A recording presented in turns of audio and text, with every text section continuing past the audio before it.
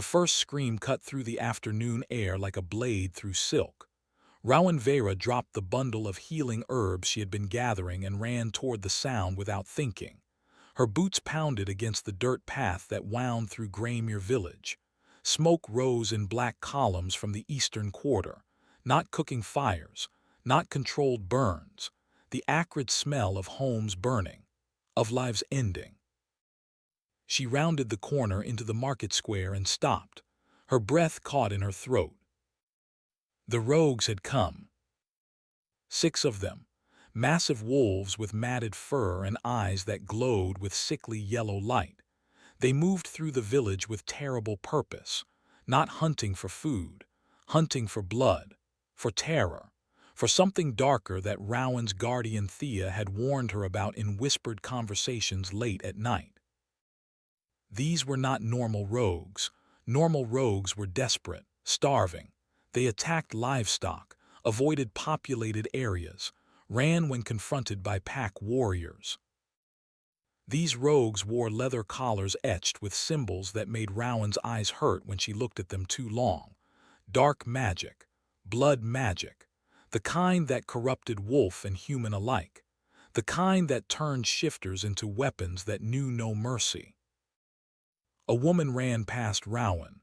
Blood streamed from claw marks across her back. She clutched a child to her chest, maybe 4 years old. The child was screaming, high-pitched, terrified, the sound that haunted soldiers for years after battles ended. One of the rogues turned toward them, tracking movement, prey drive overwhelming whatever human consciousness remained buried under the corruption. It lowered its head, bunched its hindquarters, prepared to spring. Rowan moved before thought caught up. She threw herself between the rogue and the fleeing woman, had no weapon, had no wolf to shift into, had nothing except the medical knowledge Thea had drilled into her for 22 years and the desperate need to protect someone weaker. The rogue's claws raked across her shoulder. She felt skin part, felt muscle tear, felt hot blood pour down her arm and soak through her dress. The pain was white-hot, overwhelming. It drove her to her knees. But the woman and child kept running, got away, found cover behind the blacksmith's forge. Small victory. Rowan had bought them seconds, maybe a minute, before the rogue finished with her and moved on to easier prey. She pressed her hand against the wound, tried to slow the bleeding, knew it was futile. The claws had gone deep, had probably nicked the subclavian artery. She had minutes before blood loss took her consciousness, maybe 5 minutes before her heart stopped trying to pump what was no longer there. The rogue circled her, taking its time, savoring the kill, its lips pulled back from fangs stained with blood that was not its own. Its growl was low, constant, the sound of something that had forgotten how to be anything except predator. Rowan looked at her blood-covered hand, at the crimson pooling in her palm, at the moonlight filtering through the smoke and catching the liquid in strange ways. Then the blood began to glow. It started as a faint shimmer, like oil catching lamplight, then brighter, silver, pure impossible silver that pulsed with its own heartbeat. The glow spread from her palm up her arm, spread to the blood soaking her dress, spread until she was surrounded by radiance that had nothing to do with fire or sun or moon. The rogue froze, its yellow eyes fixed on the silver light. Something like recognition flickered in those corrupted depths, or maybe terror. Its growl died in its throat. It backed away, step by step, then turned and ran. Around the square, the other rogues were doing the same. 5 corrupted wolves that had been tearing through Greymere with coordinated brutality suddenly scattered like startled deer. Their howls echoed through the burning village, fading into the forest, disappearing into darkness. Rowan knelt in the dirt. Her shoulder still bled, still hurt, but the silver glow was fading now, returning her blood to normal crimson, leaving her confused and terrified and wondering what she had just done. The sound of hoofbeats reached her before consciousness left completely. Dozens of horses, moving fast, military precision. She looked up through blurring vision and saw them crest the hill, warriors in dark armor, riding war horses bred for combat, moving in formation that spoke of years of training. At their head rode a figure that made even the horses seem small by comparison. He sat his mount with absolute confidence, dark cloak streaming behind him, sword strapped to his back, the kind of presence that commanded attention simply by existing. Someone near her whispered a name with reverence and fear in equal measure. The Alpha King. Rowan had never seen King Kael Drake in person.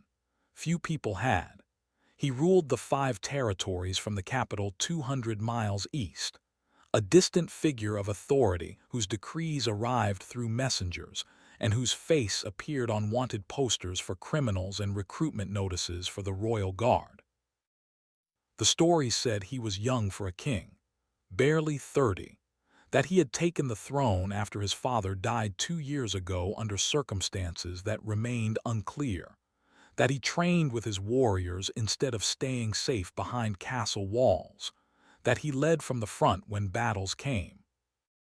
The stories had not mentioned that he was beautiful in the way dangerous things were beautiful, sharp angles, predatory grace, eyes so dark green they were almost black even in daylight.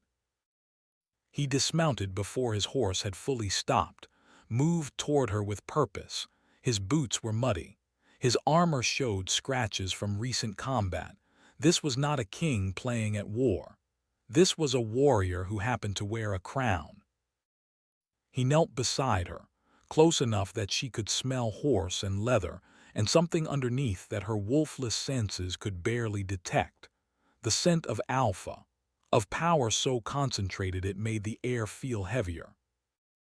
His gaze dropped to her shoulder, to the claw marks, to the blood still glowing faintly silver in the fading light. His expression did not change, but something shifted in the air around him. The temperature seemed to drop 10 degrees. "You are coming with me." It was not a question, not quite a command, just statement of fact delivered in a voice that expected compliance because it had never been denied. Rowan tried to speak, tried to ask why, tried to protest, but darkness was swallowing her whole, the blood loss finally claiming what the pain had prepared. The last thing she remembered before unconsciousness took her was the feeling of being lifted, of strong arms catching her before she fell, of the strange certainty that her life had just changed in ways she could not begin to understand. She woke 3 times during the journey. The first time was in a covered wagon, soft blankets beneath her, her wounds wrapped in bandages that smelled of healing herbs. Thea's herbs. Someone had gone to their cottage, had taken their medical supplies. But where was Thea? The second time she woke to voices outside the wagon, arguing. One she recognized as belonging to an older man, healer probably. The other was the Alpha King's deep rumble. "She needs rest. Moving her this soon could kill her." "Then make sure it does not. We are not stopping." The third time Rowan woke with enough clarity to understand that something was deeply wrong. They had been traveling for hours, maybe a full day. Dawn light filtered through the wagon's canvas cover, pale and gray. Her wounds ached, but the pain was distant, muffled by whatever they had given her to drink, some kind of poppy derivative mixed with other herbs she could not identify, strong enough to dull pain, not strong enough to keep her unconscious. She pushed herself upright with shaking arms. The wagon was small but well appointed, cushions and blankets that spoke of wealth far beyond anything Graymere had ever seen. Through the gap in the canvas she could see armed warriors riding alongside, at least a dozen of them.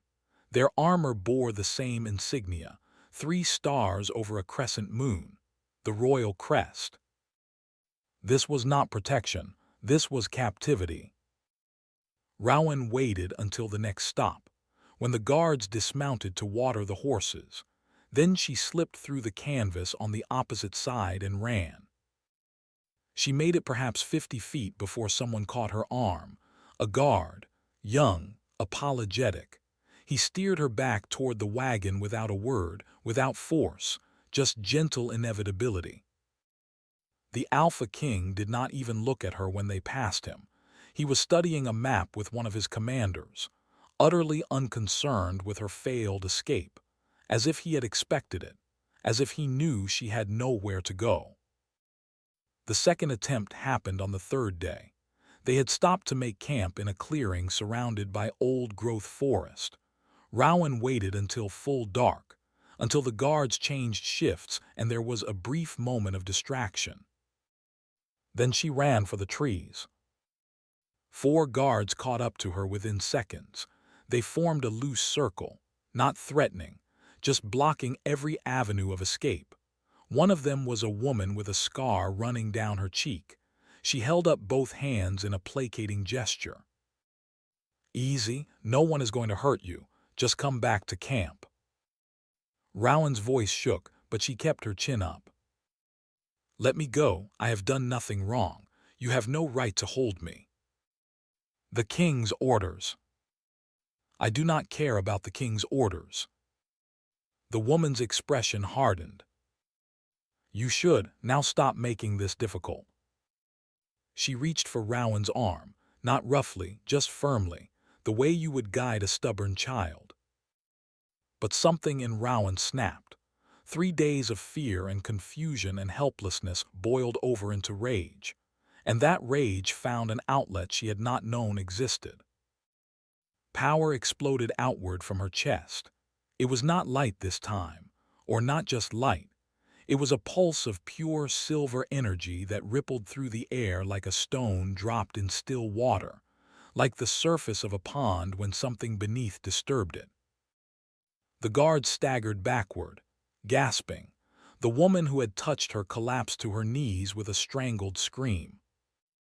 Rowan felt it happen, felt the invisible threads connecting each guard to something deep and primal inside them, could see their wolves in her mind's eye, glowing shapes of light and instinct coiled within human shells, and with a thought, a desperate, terrified push of will, she squeezed those threads tight.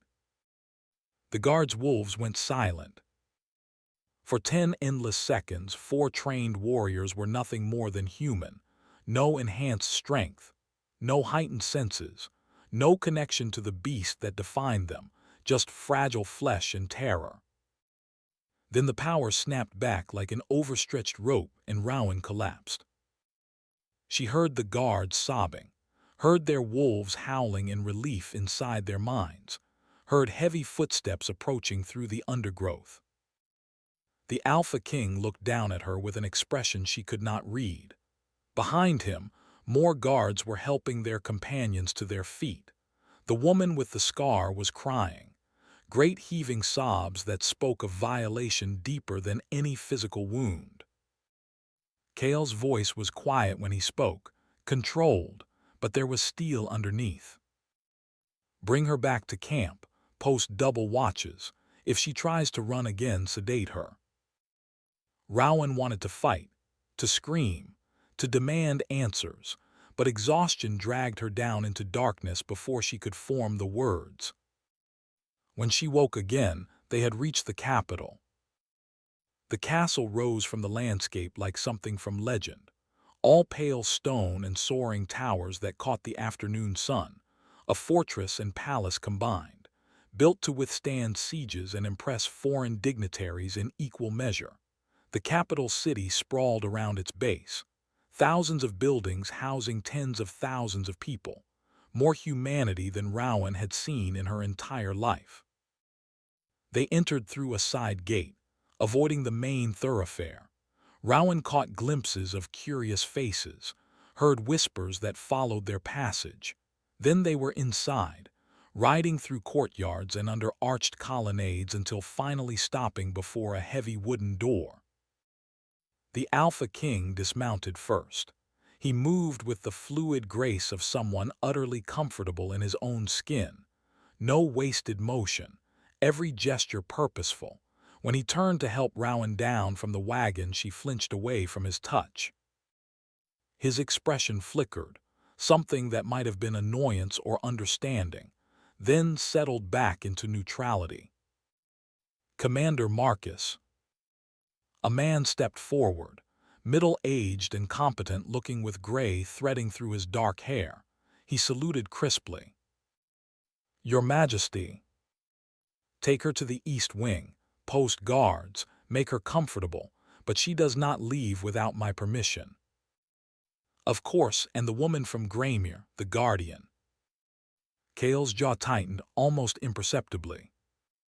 "Send word when you have news." Rowan's stomach dropped. "What about Thea? Where is she? I want to see her." No one answered. Marcus took her arm gently but firmly and guided her toward the door. Rowan twisted in his grip, looking back at Kael. "Answer me, what happened to Thea?" Kael met her eyes for a long moment. Then he turned and walked away without a word. The room they gave her was beautiful, large and airy with tall windows overlooking gardens that probably looked stunning in daylight. A four-poster bed dominated one wall, piled with more pillows than any one person could need.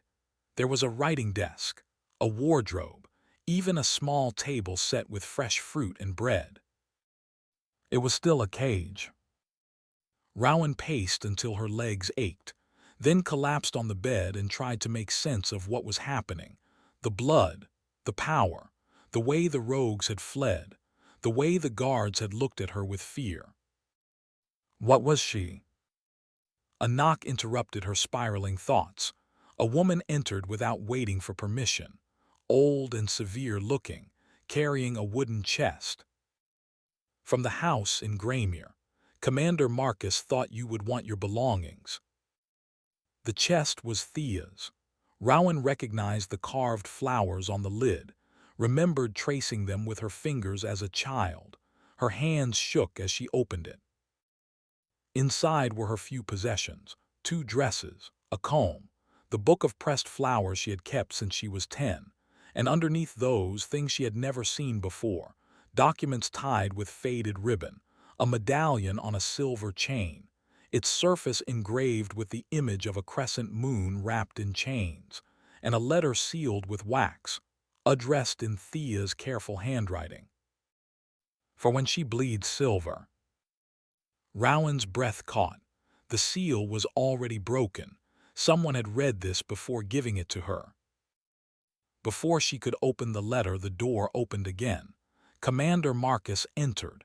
His expression was grave. "I am sorry, there is news from Graymere." He paused, as if gathering courage. "Thea was found dead in your cottage last night.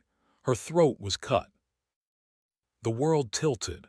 Rowan gripped the edge of the table, her chest constricting until she could not breathe. Thea, the only mother she had ever known, dead. "No, that is not, she cannot be." Marcus looked like he meant it when he said the next words. "I am sorry. The king has ordered an investigation. We will find who did this." He left her alone with her grief, and the letter she could not bring herself to open.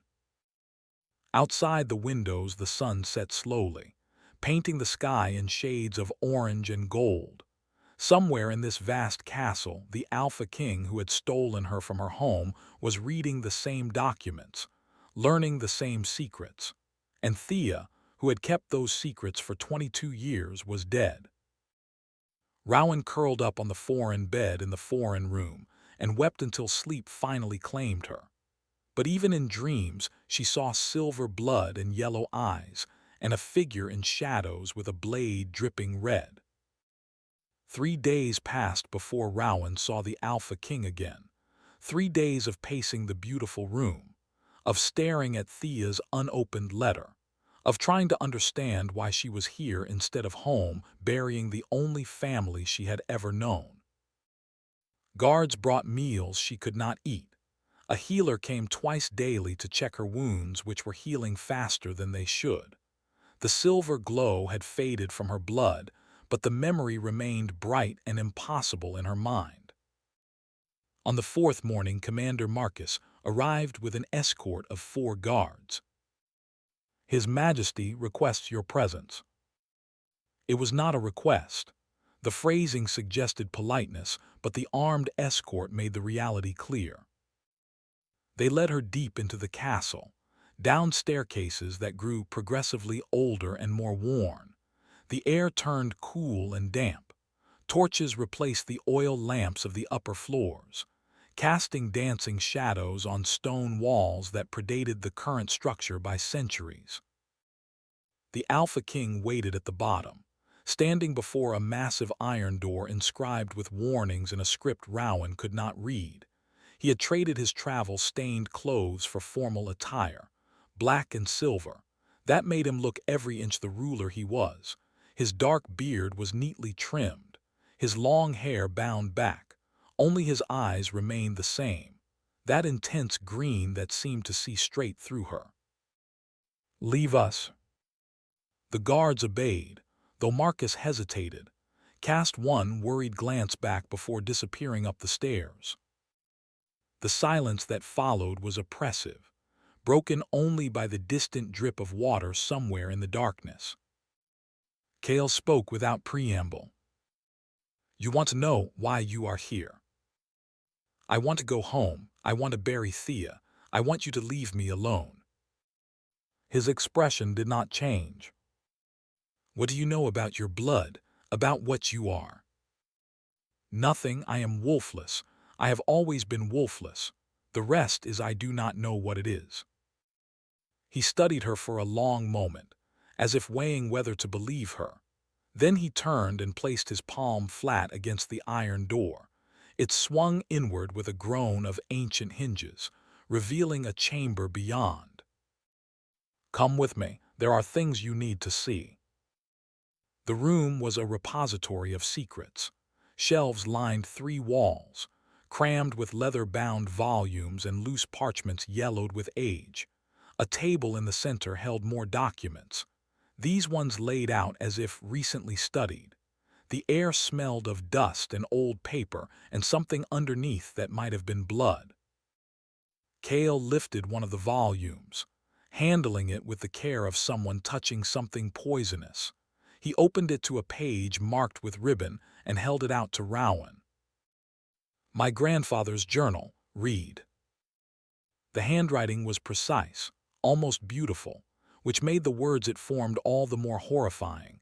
Clinical descriptions of captured females, fae, sirens, witches, species Rowan had never heard of, details of forced breeding using broken mate bonds and blood magic, accounts of failures, of malformed offspring destroyed at birth, pages and pages of systematic torture dressed up as scientific inquiry. Rowan's stomach turned. She shoved the journal back at Kael and stumbled away, hand pressed to her mouth. She made it 3 steps before her legs gave out. Kael's voice was flat behind her, emotionless. "There are 12 more volumes, 5 generations of my family, all participating, all refining the methods, all hunting down the ones who escaped." Rowan gasped. "Why are you showing me this?" "Because you deserve to know what you are, what they made you from." He moved to the table, selected another document. This one was a map, hand-drawn with 5 locations marked in faded ink. 4 of them had been crossed out. Graymere was the 5th. The last place we knew of where descendants might have survived. The rogues that attacked were not random. Someone hired them, controlled them with blood magic collars, sent them to kill anyone with diluted bloodlines before I could find them. Rowan forced herself to stand, to face him. "You knew before the attack. You were already looking for us." "Yes." "Why?" Kael set down the map. When he looked at her, something cracked in his careful composure. He suddenly looked older, exhausted in a way that had nothing to do with lack of sleep. Because I am dying. The admission hung between them. Rowan waited, hardly breathing, as he continued. A curse, blood magic. It eats away at the connection between shifter and wolf, corrupting from the inside out. I have 6 months, maybe less. And I am not the only one. It is killing alpha bloodlines across all 5 territories. Dozens dead already, more infected every week. He moved closer, close enough that Rowan had to tilt her head back to meet his eyes. Your blood, whatever was done to create your bloodline, it left you with the ability to neutralize corrupted magic. My healer confirmed it. Drops of your blood diluted in water can stabilize the infected. He paused. You could save them. Rowan's response was immediate. Then let me take whatever you need. Just let me go home after. Kael's expression was grim. It is not that simple. To cure everyone permanently, to eliminate the curse entirely would require more blood than you could safely give. It would kill you. The chamber felt suddenly smaller, the walls pressing in. Rowan backed away until she hit the shelves, old books digging into her spine. So what are you saying? That I have to die to save your people? I am saying I do not know what the answer is yet. I am saying I need time to find another way, while keeping you safe. While keeping me prisoner. Kael's jaw tightened. While keeping you protected. Someone killed Thea to prevent her from talking. Someone hired rogues to slaughter your village. Whatever you are, there are people who want you dead or controlled. And which do you want? To kill me slowly through bleeding or to control me? Before Kael could answer, footsteps echoed down the stairwell. Marcus appeared in the doorway, out of breath. Your Majesty, forgive the intrusion, but there is urgent news. Reports from the eastern border. 3 villages attacked in the past week. Same pattern as Graymere. Survivors report rogues with blood magic collars and something else. They are looking for specific individuals, asking about wolfless populations. Kael's expression hardened. Survivors. 15 total across all 3 villages. Commander Hayes has them secured at the eastern garrison, awaiting your orders. Kael looked at Rowan, something calculating in his gaze. How many showed the same blood properties as her? 3 confirmed, possibly 5 more pending testing. He turned back to Marcus. Prepare transport. I want them brought to the capital, full protection detail. No one touches them without my authorization. Marcus saluted and left quickly. Kael faced Rowan again. You have a choice. Remain here in comfortable captivity while I try to find answers, or accept deployment. Join my personal guard. Learn to defend yourself. Help me find these survivors and bring them to safety. Use your abilities to help rather than being bled like livestock. He paused. But understand this. The world outside these walls is more dangerous than you know. People will hunt you, try to use you, kill you if they cannot control you. If you accept deployment, you train, you learn, you follow orders, and you accept that this life has no guarantee of survival.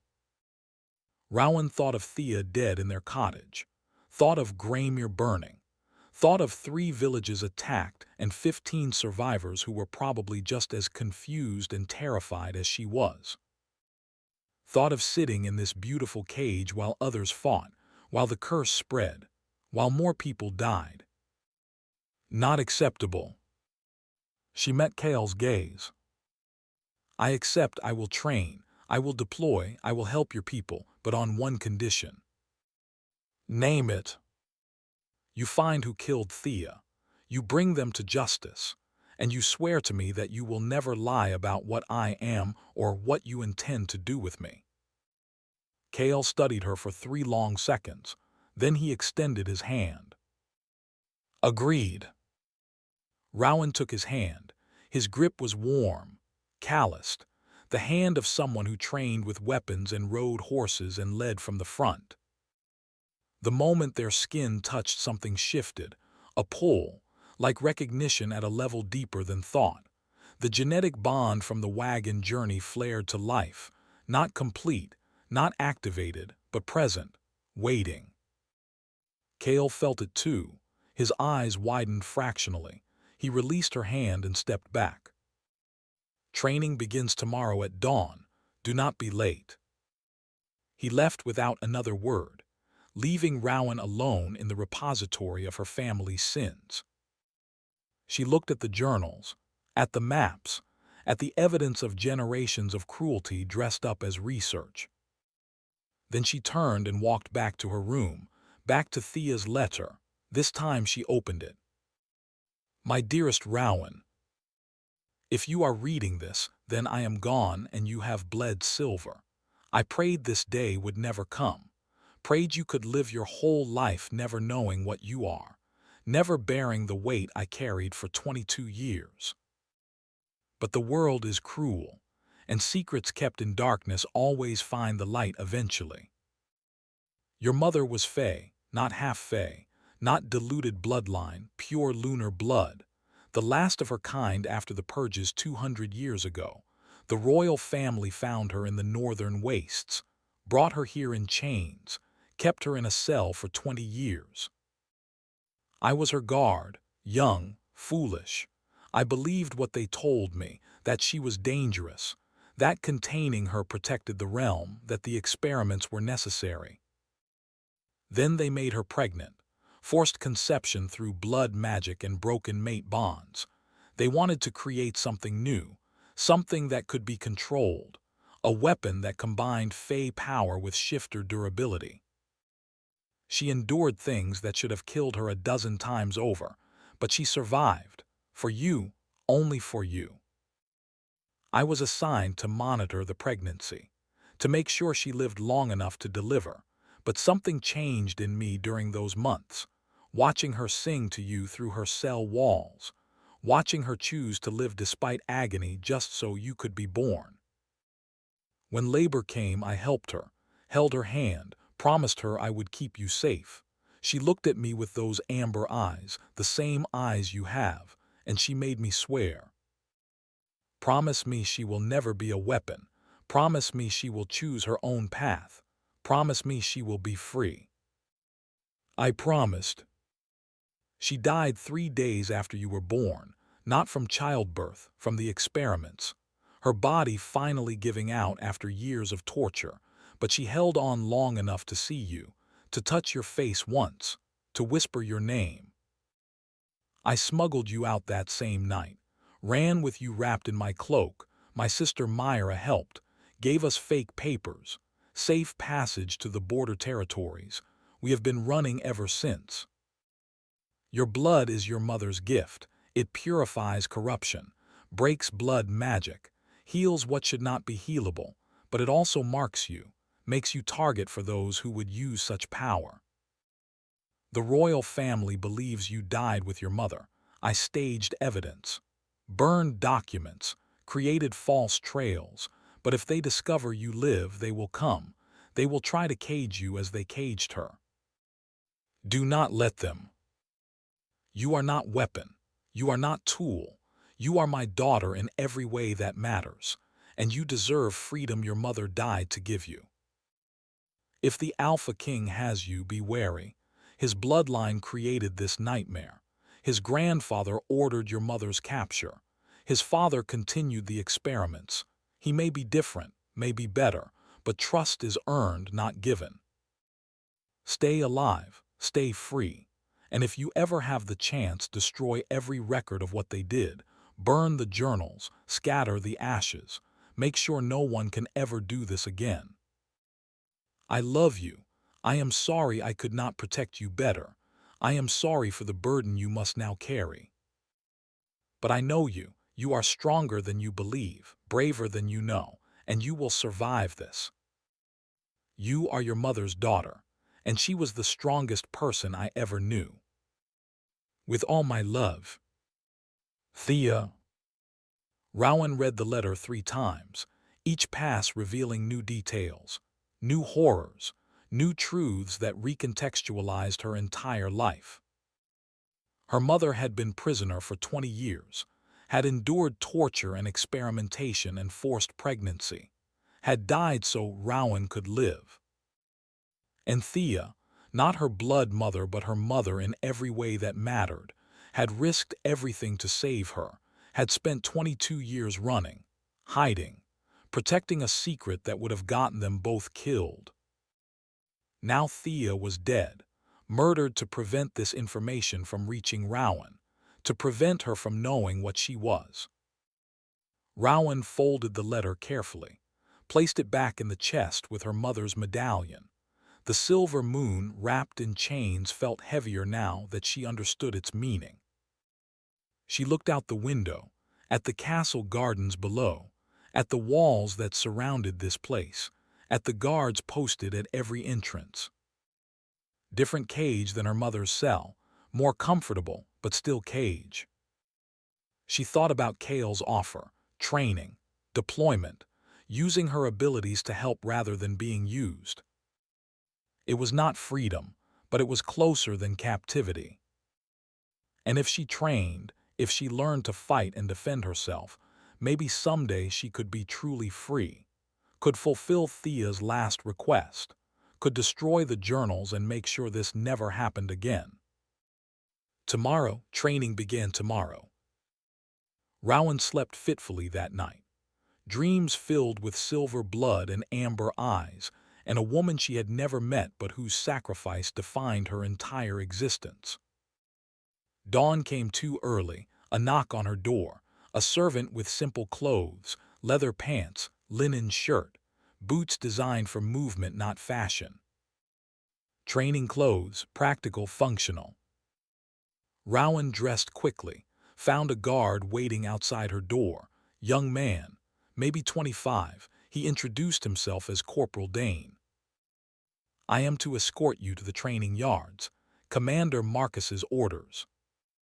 He led her through the castle, down corridors she had not seen before, through courtyards where servants were already working, preparing breakfast, tending gardens. The castle was waking up around her, thousands of people living their lives within these walls. The training yards were at the castle's southern edge, a large open space surrounded by walls.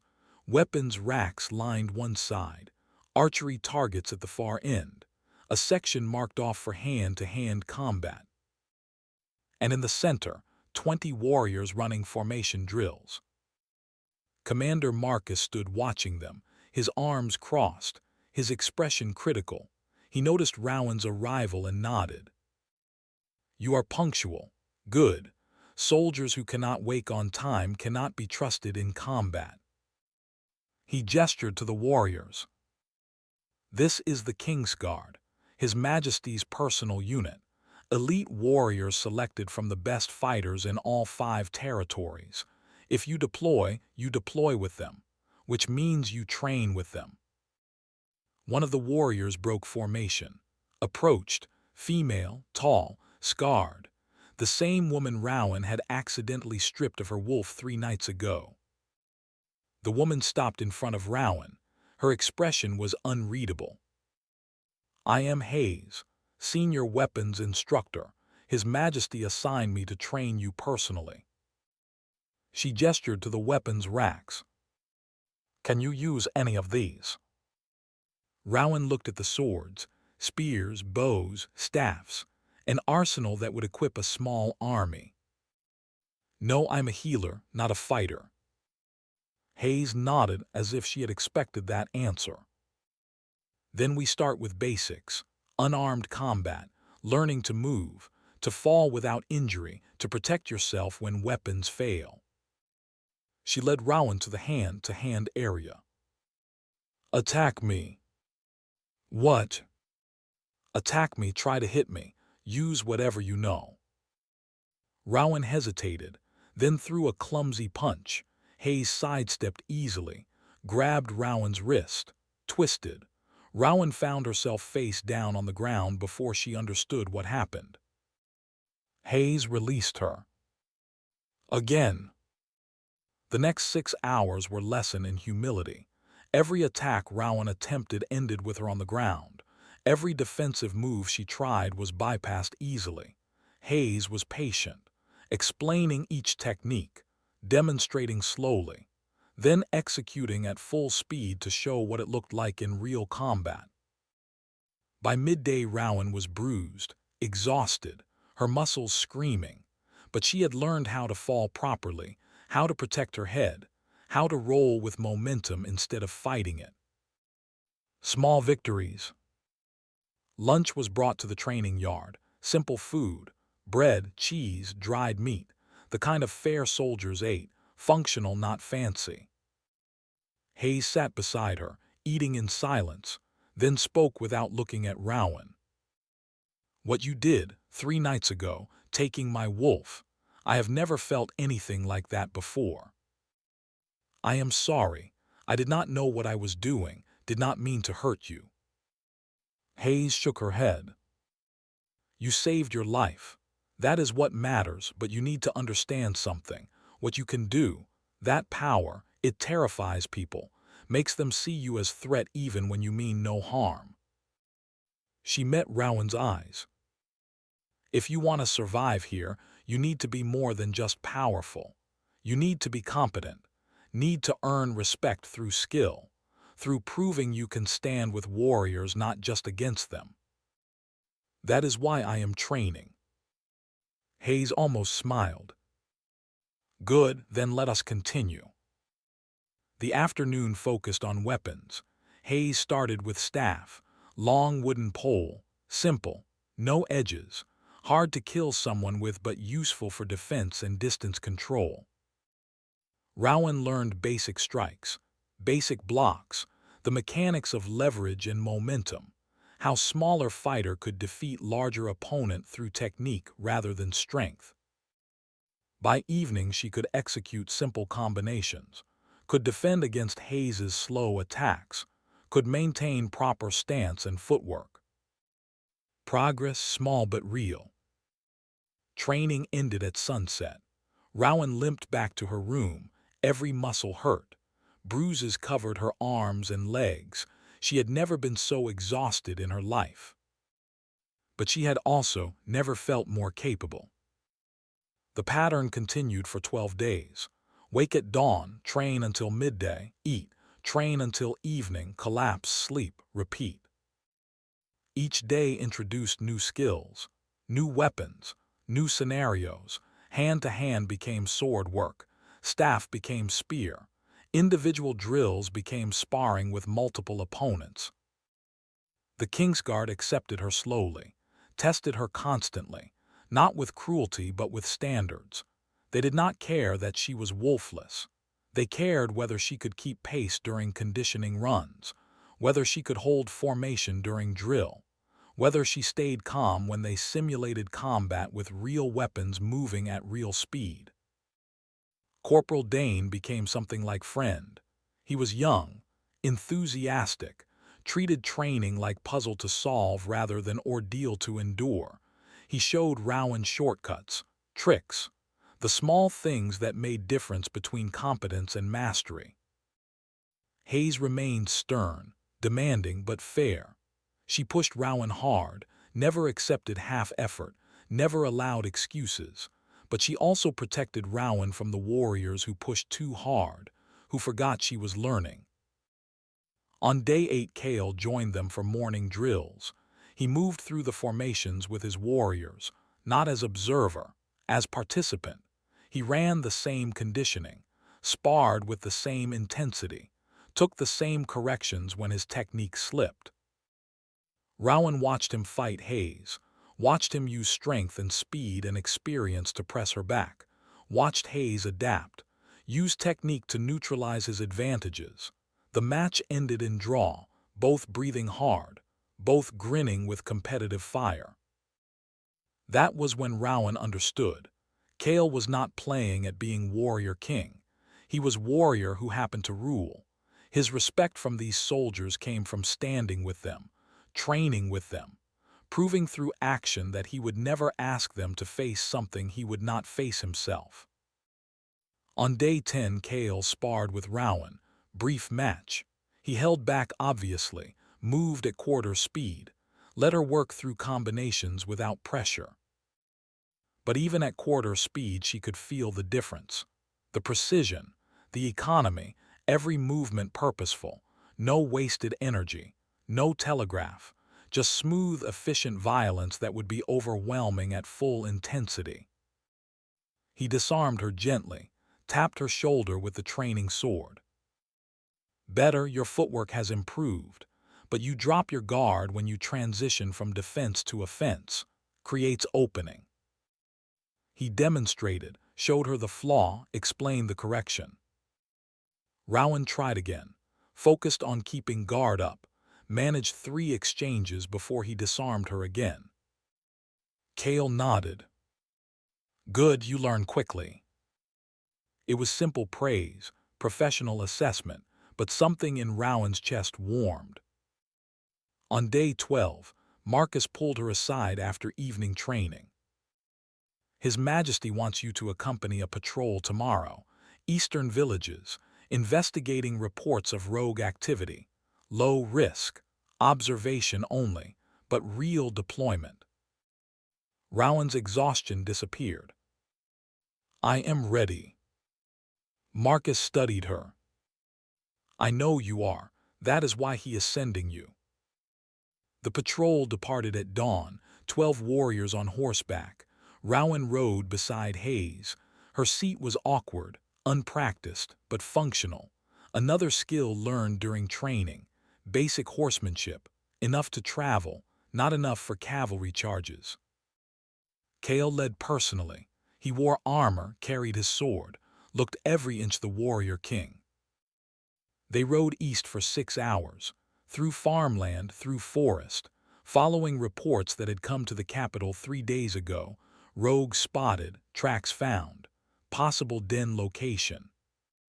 The first village was untouched, nervous but safe. The headman reported hearing howls at night, finding livestock killed, but no direct attacks. The second village was different, burned, destroyed. Bodies laid out in the square, 20 dead, men, women, children. The kills were brutal, excessive, not hunting, not feeding. Murder. Rowan moved through the carnage, her healer training taking over, examining wounds, noting patterns. These people had died from claw and fang, from shifters in wolf form, but the precision suggested coordination, purpose. Like Graymere, like the attack that had revealed her blood. Kael questioned the 3 survivors. They told same story, rogues with collars, yellow eyes, moving with unnatural coordination. They came at night, killed everyone who could not flee, then disappeared into the forest. But they took someone, young woman, wolfless. They dragged her away alive. Kael's expression hardened. He looked at Rowan. She saw the calculation in his eyes, saw him weighing risks, weighing her safety against the captive's need. She made the choice for him. We go after them. We find her before they kill her or worse. Kael nodded once. Track them now. Hayes and 2 other trackers found the trail within minutes, fresh, hours old, leading northeast into dense forest. The patrol followed, moving fast. The trail was obvious. The rogues had not bothered hiding their passage, either arrogant or confident no one would follow. They found the den an hour before sunset. A cave system, natural with evidence of occupation, bones, refuse, the smell of predators. And voices, human voices mixed with growls, coming from inside. Kael signaled halt, positioned warriors, created perimeter, then looked at Rowan. Stay here with Hayes. Do not engage unless I call for you. He took 6 warriors and went in. The sounds of combat erupted immediately. snarls, screams, the wet sounds of blades finding flesh. Then Kael's voice, sharp, commanding. Rowan now. She ran without thinking, into the cave, into darkness, following the sounds. Found Kael and his warriors surrounding 4 rogues. 3 were dead. 1 was pinned, still struggling despite multiple wounds. And in the corner, the captive, young, maybe 18, bleeding, terrified but alive. Rowan ran to her, assessed injuries, bad, multiple bites, deep lacerations, blood loss, minutes from shock. She cut her palm, pressed her blood to the worst wounds, felt the silver power flowing, watched tissue stabilize, watched color return to the girl's face. The girl's eyes opened, focused on Rowan, on the silver glow. You are like me. Before Rowan could answer, the pinned rogue convulsed. Its body twisted. The collar around its neck flared with dark light, and its eyes fixed on Rowan with terrible intelligence. When it spoke, the voice was not the rogue's. Someone was speaking through it, using blood magic to see through its eyes. Found you, the last daughter, the purifier, you will come to us, or we will burn every village, kill every wolfless until you have no choice. Then the rogue collapsed, the collar shattered, dark magic consuming the body until only ash remained. Kael looked at Rowan, at the rescued girl, at the ashes. We need to get back to the capital, now. The ride back was hard, fast. They reached the castle 12 hours later, exhausted, the rescued girl barely conscious despite Rowan's continued treatment. Kael called immediate war council. Marcus, Hayes, senior commanders, they gathered in the strategy room. Maps were spread, intelligence compiled, pattern emerging. 17 villages attacked in 6 months. Specific targeting, looking for wolfless, looking for people like Rowan, building something, planning something. And now they knew she existed, knew where she was, would come for her eventually. Kael looked at her across the table. You cannot stay in the capital, not safely. We need to move you, find others like you, build protection through numbers and dispersal. Rowan thought of Thea's letter, of her mother's sacrifice, of the girl they had saved today. Thought of hiding while others were hunted, while villages burned, while people died. Not acceptable. She met Kael's gaze. No, we do not run. We find who is doing this. We stop them. We end this. The room went quiet. Kael studied her, then nodded slowly. Then we prepare for war. The healer's chamber smelled of dried herbs and old blood. Rowan sat on the examination table while healer Bram drew the 4th vial of her blood in 6 hours. Each extraction took a piece of her strength with it.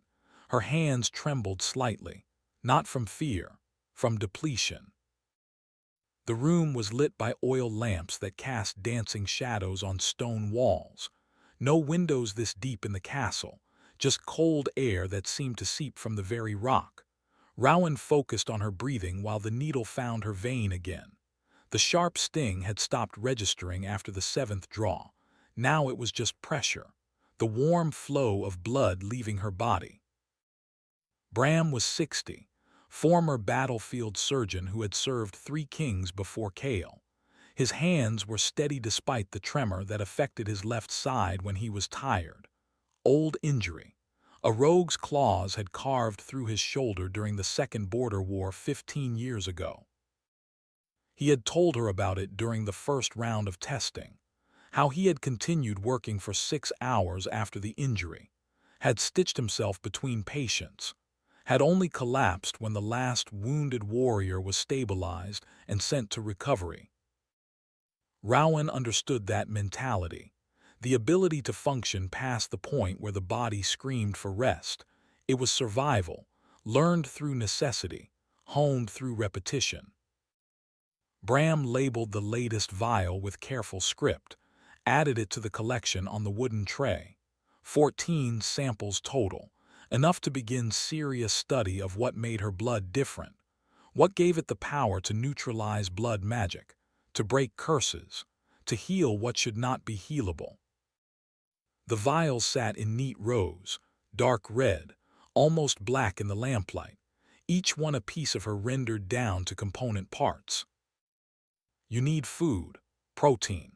Your reserves are depleting faster than healthy regeneration can compensate, and you need to drink water mixed with these herbs. He handed her a pouch. The contents smelled bitter, medicinal. 3 times daily. It will help your body replace what we are taking. His voice was clinical, but concern underneath. He had seen too many people push past sustainable limits, had signed too many death certificates for those who refused to acknowledge their breaking points. Rowan nodded. She knew the signs: pale skin, elevated heart rate when standing, mild dizziness, weakness in her extremities, nothing that would prevent her from functioning, nothing that required bed rest. But the alternative was watching Kael's curse progress unchecked, watching the bond between wolf and human fray and alpha bloodlines across all 5 territories, feeling his pain through their incomplete mate bond, knowing she had the power to stop it and choosing not to. Not acceptable. Bram finished storing the vials, turned to face her fully. The samples you have given will help. My apprentices are studying them now, looking for patterns, for understanding, but this is not cure. This is management. Without finding the source of the curse, we treat symptoms while the disease adapts. How long until you understand it? Weeks, maybe months. The magic involved is old, complex, layered with protections that resist analysis. Rowan calculated. Kael's previous rate of decline suggested he had months at most before the curse consumed him completely. Weeks was acceptable risk, if it bought them time to find the ones responsible, to break the curse at its source. The door opened. Kael entered without knocking. He moved carefully, testing whether his body would cooperate or betray him. His color was better than after the village rescue. The gray pallor had faded, but exhaustion still showed in the tightness around his eyes, in the way he held his shoulders. He looked at the collection of blood vials, then at Rowan. Something crossed his face, concern quickly masked. How many? Bram answered. 14. She is stable but depleted. I have recommended rest and proper nutrition. Kael's gaze remained on Rowan. Can you ride? Yes. Can you fight if needed? Rowan slid off the examination table, stood, tested her balance, found it solid enough despite the dizziness. Yes. Kael studied her for 3 seconds, then nodded. Council meeting in 20 minutes. Your presence is required. He left without waiting for response. Command voice, not request. Bram handed Rowan the bitter herb mixture in a cup of water. Drink, then go. When the king uses that tone, it means something dangerous is being planned. Rowan drank the foul liquid in 3 swallows, felt it settle in her stomach, felt her body begin the slow process of recovery. 20 minutes later, she entered the council chamber. The room was designed for serious planning. A massive table dominated the center, carved from single piece of oak, old enough that the wood had darkened to almost black. Maps were spread across its surface, showing the 5 territories, villages marked, trade routes, known den locations of rogue packs. Kael stood at the head of the table. Marcus flanked him on the right. On the left stood a woman Rowan had not met, maybe 38, sharp features, expensive clothing that marked her as nobility. Her dark hair was braided in the style favored by the Eastern territories, intelligence and calculation in her eyes. Hayes and 6 other Kingsguard members occupied positions around the perimeter, all standing, ready to move, ready to fight, the posture of warriors who never fully relaxed even in supposedly safe spaces. Rowan took the empty seat beside Hayes. The warrior gave her a small nod, acknowledgement without words. Kael placed both hands on the table. His voice was controlled when he spoke, but steel underneath. Intelligence has confirmed what we suspected. The village attacks are coordinated, 17 in 6 months. Same pattern, rogues with blood magic collars, hunting wolfless populations, extracting specific individuals. He gestured to the map. Small red markers showed attack locations. 3 nights ago we rescued one captive. She survived because we arrived in time. But the rogue's master spoke through one of them before it died, used blood magic to see through its eyes, to send a message. Kael's jaw tightened. They know about Rowan, know she is here, know what she can do, which means they will come for her, or they will force her to come to them by burning more villages, killing more innocents. Marcus spoke, his voice rough with years of command. We fortify, double the guard, lock down the castle, keep her safe behind walls until we find them. The woman on Kael's left shook her head. That is defensive thinking. It surrenders initiative, gives the enemy time to prepare, time to gather forces. We should move offensively. She looked at Rowan with appraising eyes. My name is Valeria Cross. I coordinate intelligence gathering across all territories, and I believe our best option is to use what the enemy wants against them. Rowan felt cold settle in her chest. She understood what Valeria was suggesting before the words came. You want to use me as bait. Valeria's expression did not change. I want to use you as asset. There is difference. We know they are hunting wolfless individuals. We know they have operatives in multiple territories. We send you to locations where wolfless populations exist. We monitor. We wait. When they make their move, we are ready. We capture them. We interrogate them. We find their master. Kael's voice cut through. No, the risk is too high. If they take her, we lose our only counter to the curse, and she becomes their weapon instead of ours. Valeria met his gaze evenly. Then what do you propose? We sit behind walls while they burn the countryside, while more people die. Your Majesty, with respect, you are dying. Every alpha bloodline is dying. We do not have time for cautious strategy. The room went silent, tense. Valeria had crossed a line, spoken truth that everyone knew but no one said aloud. Kael's expression hardened. I am aware of my condition, which is why I brought you all here, to hear options, to make decisions based on intelligence, not desperation. He turned to Marcus.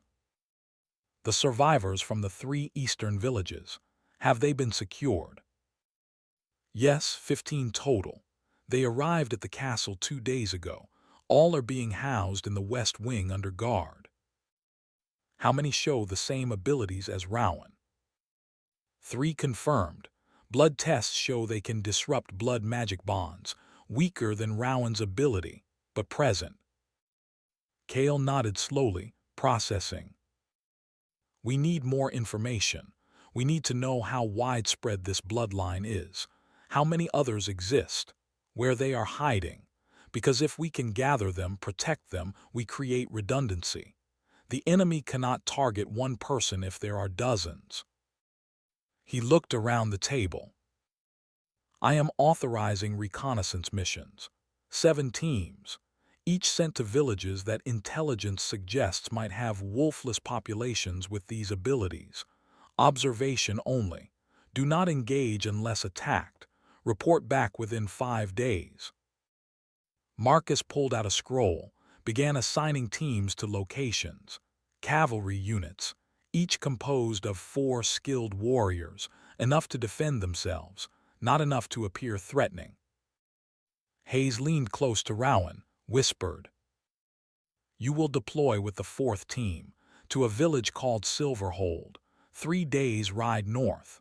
Reports suggest at least 2 wolfless residents there. Your job is making contact, assessing whether they have abilities. If they do, convincing them to accept protection." Rowan nodded, felt something like relief. Action was better than waiting, better than sitting in the castle while others fought. The meeting continued for another hour. Details, logistics, contingency planning, the professional rhythm of military coordination. But underneath the calm efficiency, tension simmered. Everyone knew the truth. One of them might be a traitor. Someone was feeding information to the enemy. Until that person was identified, every mission was potentially compromised before it began. The meeting adjourned at sunset. Rowan remained as others filed out. Hayes lingered near the door, waiting. When only 3 of them remained, Kael activated the room's privacy wards. Old magic woven into the stone itself. It would prevent eavesdropping, magical or mundane. "What you are about to hear does not leave this room." Hayes and Rowan both nodded. Kael pulled out a different map, this one marked with locations that had not been shown during the official meeting. 3 months ago, I received anonymous information, a message left in my private chambers. No one should have been able to bypass the wards, but someone did. He showed them the message, written in elegant script on parchment that smelled faintly of old magic. It detailed the curse, how it was created, how it spreads, and it claimed that the source is not external enemy. The source is someone within the royal court, someone with access to ancient blood magic, someone who has been planning this for years. Hayes spoke quietly. "Do you believe it?" "I do not know, but 2 weeks ago I received another message. Same method, same impossible bypass of wards." He showed them a second parchment. This one contained a single name and location. Lieutenant Jace Halford, held at a facility in the Blackwood Forest, being used for blood magic experimentation. Rowan saw Hayes stiffen. "Marcus's son, reported killed 2 years ago during a border patrol, body never recovered." Kael nodded. If this information is true, if Jace is alive and being held, then Marcus needs to know. But if this is false, if someone is using his grief as manipulation, telling him will destroy him, he will go after his son regardless of orders, regardless of danger, and he will die trying. He looked at Hayes. "I need confirmation, real intelligence, before I decide whether to tell him." "You want me to infiltrate the facility, verify whether Jace is there?" "Yes, and I want Rowan with you. Her wolfless nature makes her undetectable to magical wards that sense shifter presence. She can bypass security that would catch you." Hayes studied Rowan. "She has 2 weeks of training, minimal combat experience. This is deep reconnaissance into hostile territory. If we are caught, we die." Rowan met Hayes's gaze. "Then we do not get caught." The plan was insane, the risks enormous, but the alternative was leaving Marcus's son to torture, leaving a soldier to die while they pursued other objectives. Not acceptable. Kael looked at both of them. "You leave tomorrow night. After the reconnaissance teams deploy, use their movement as cover. The facility is in the western reaches, 4 days hard ride. You have 1 week total. Verify Jace's status. Extract him if possible. Return with intelligence." He met their eyes. "This is not official mission. No authorization. No backup. If you are captured, I cannot acknowledge you. You will be disavowed." Hayes smiled, thin and dangerous. Not my first disavowed mission. They departed the next evening, two riders on fast horses, dressed as merchants, carrying forged travel papers that identified them as traders heading to the western markets. The kind of cover that would hold up to casual inspection, would fall apart under serious scrutiny. But casual inspection was all they expected. Two women traveling together was not unusual, not threatening, easy to dismiss. The ride was hard, fast. They covered ground quickly, stopped only to rest the horses and grab brief sleep. Hayes set brutal pace, but Rowan kept up. 12 days of training had built endurance, had taught her body to function past discomfort.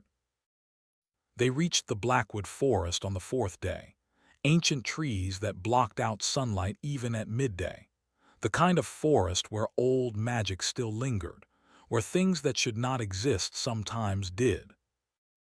The facility was exactly where the anonymous intelligence indicated, hidden deep in the forest. Stone building, old, predating the current kingdom by centuries. Someone had repurposed it, added wards, created prison. Perimeter security was magical rather than physical, wards woven in layers, detection spells that would alert anyone inside if shifters approached, blood magic that made non-magical humans feel overwhelming urge to turn back, to forget this place existed. But Rowan felt nothing. Her Fey bloodline made her resistant to such compulsions, and her wolfless nature meant the shifter detection wards ignored her completely. She walked straight through. Hayes followed in her wake, using Rowan's presence to mask her own shifter signature. Old trick, effective if executed properly. They found the entrance on the building's east side, heavy wooden door, locked with iron and magic both. Hayes pulled lockpicks from her belt, worked the physical mechanism while Rowan placed her hand on the door, let her silver blood well up, let it touch the magical lock. The curse magic recoiled from her, the lock clicked open. They entered.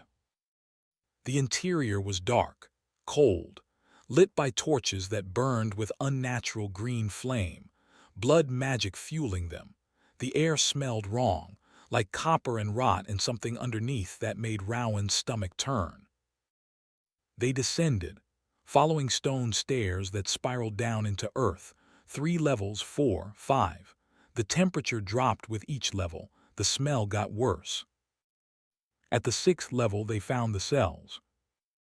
20 in total, 15 occupied.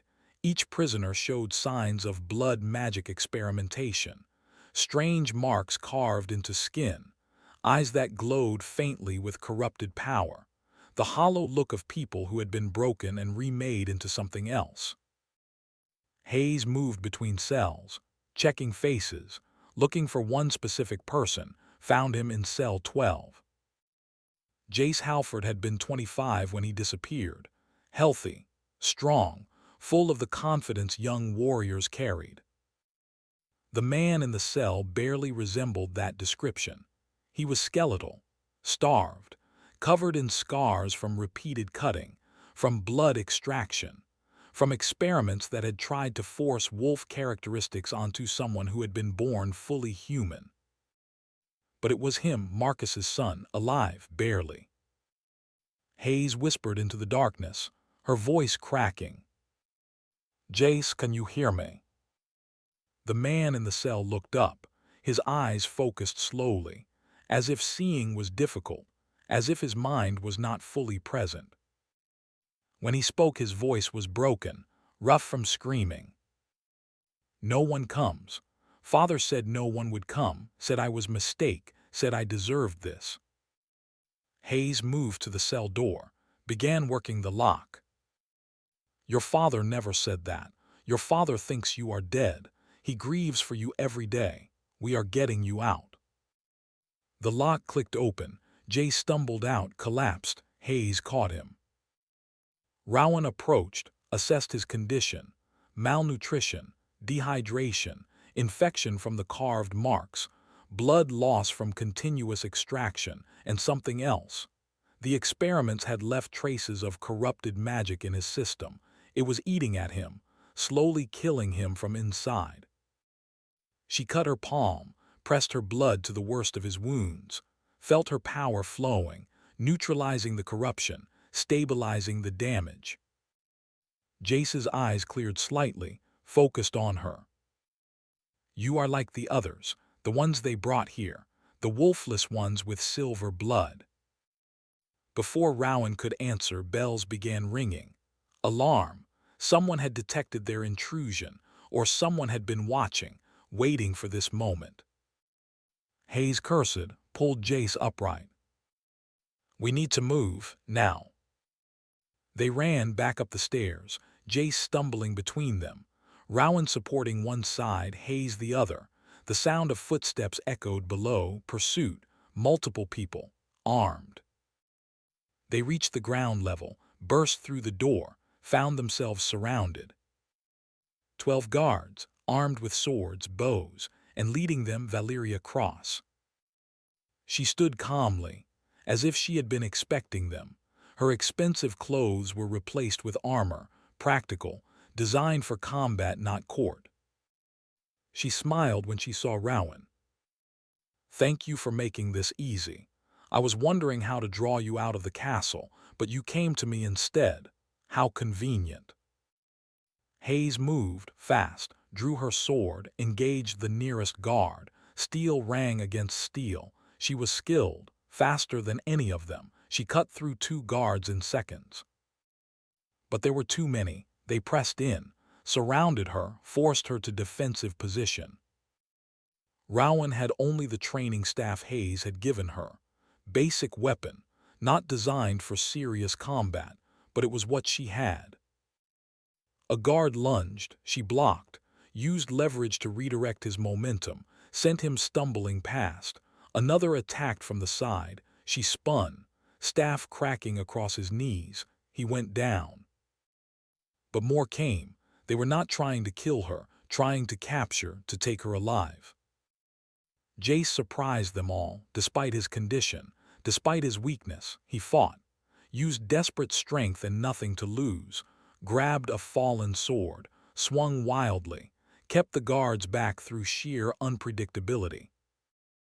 Valeria watched from safe distance, not engaging, just observing, waiting. Then Rowan felt it, a pull through the incomplete mate bond, Kael's awareness. He knew she was in danger, knew she was fighting. The bond carried his rage, his desperation, his absolute determination to reach her. And something else, power. He was sending power through the bond, alpha strength flowing into her, enhancing her, making her faster, stronger, more than she should be. She used it, moved with speed that surprised the guards, disarmed one, disabled another, created opening. Hayes saw it, shouted, "Run, get Jace out, I will hold them." Rowan grabbed Jace, pulled him toward the tree line, heard Hayes behind her, still fighting, still buying time. They made it 20 feet before something slammed into Rowan from behind. Not physical blow, magic, binding spell. It wrapped around her, immobilized her, dropped her to her knees. Valeria approached, casual, confident. Did you really think I would let you escape? This entire facility was trap, the anonymous messages, the intelligence about Jace, all carefully planted, all designed to draw you here. She gestured. 2 guards grabbed Jace, pulled him away. He struggled weakly, but he had nothing left. Valeria knelt in front of Rowan, close enough that Rowan could see the calculation in her eyes, the absolute certainty that she had won. You are coming with me, your blood, your power. It will serve a greater purpose than saving a dying king. It will create a new order, one not dependent on failing bloodlines and inherited weakness. Before she could continue, a howl split the night, deep, powerful, the kind of sound that made prey animals freeze in terror. Alpha call Kael's wolf, close, getting closer. Valeria's confidence cracked. She stood, backed away. More howls joined the first. Dozens, the entire Kingsguard, racing through the forest, coming at full speed. Valeria cursed, made decision, signaled her guards. Fall back, take the prisoners. Leave nothing for them to find. She looked at Rowan one last time. This is not over. We will meet again, and next time there will be no rescue.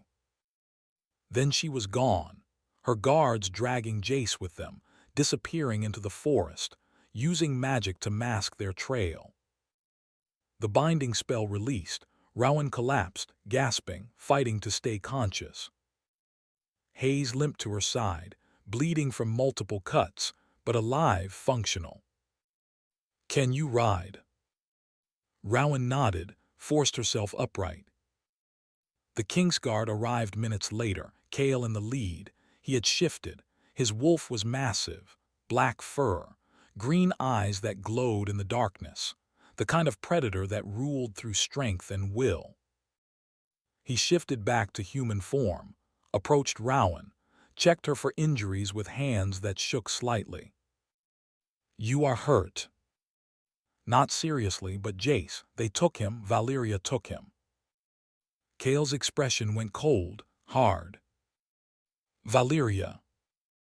Hayes explained quickly. The trap, the betrayal, how Valeria had been working against them from the start, how she had orchestrated everything to capture Rowan. Kael listened in silence. When Hayes finished, he turned to Marcus, who had ridden with the rescue force. "Your son is alive. He was here. Valeria's people took him when we arrived. We will get him back." Marcus's face showed everything.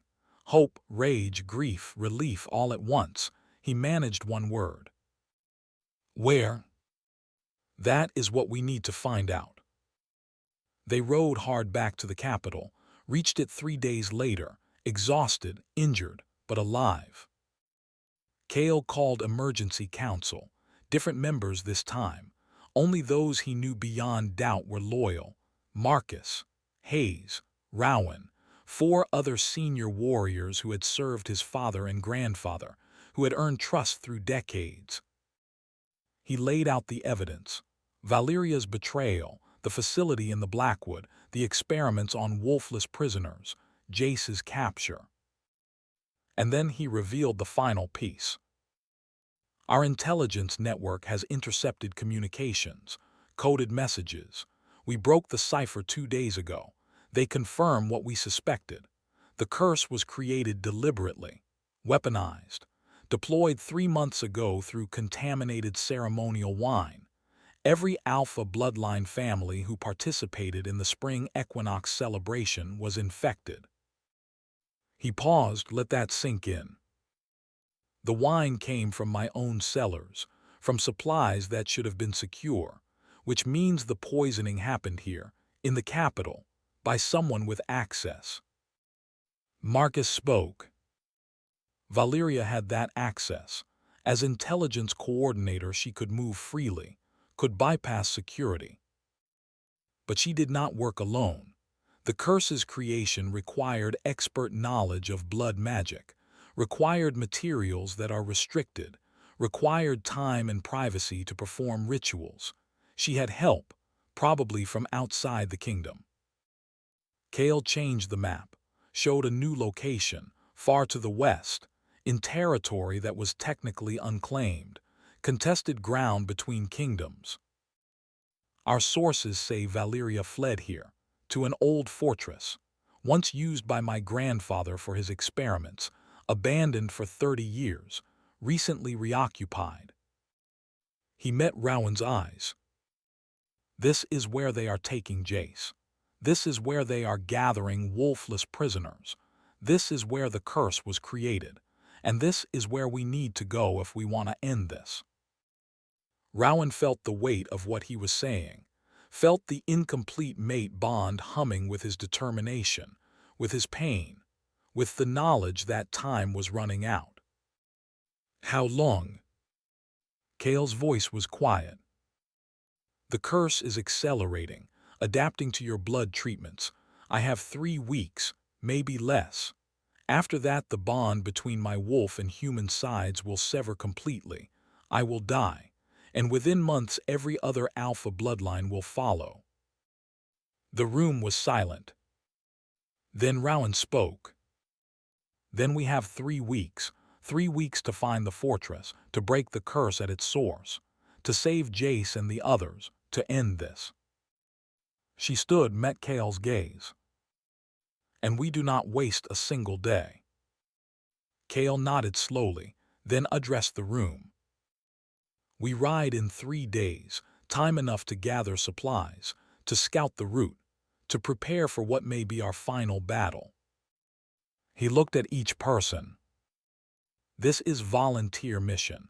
The risks are extreme. We may all die, but if we succeed, we save thousands. We break the curse. We destroy those who would turn people into weapons. No one moved, no one spoke, but every person in the room remained standing, remained committed. Soldiers accepting impossible mission because it was right, because it was necessary, because some things mattered more than survival. Marcus stepped forward. My son is there. I will get him back, or I will die trying. Hayes followed. I stand with my king, with my comrades, until the end. The others echoed similar sentiments: loyalty, duty, commitment. Kael's expression showed gratitude, pride, the weight of command that required him to lead people he cared about into almost certain death. Then we prepare, 3 days, then we ride for the old fortress, for victory or death. There is no middle ground.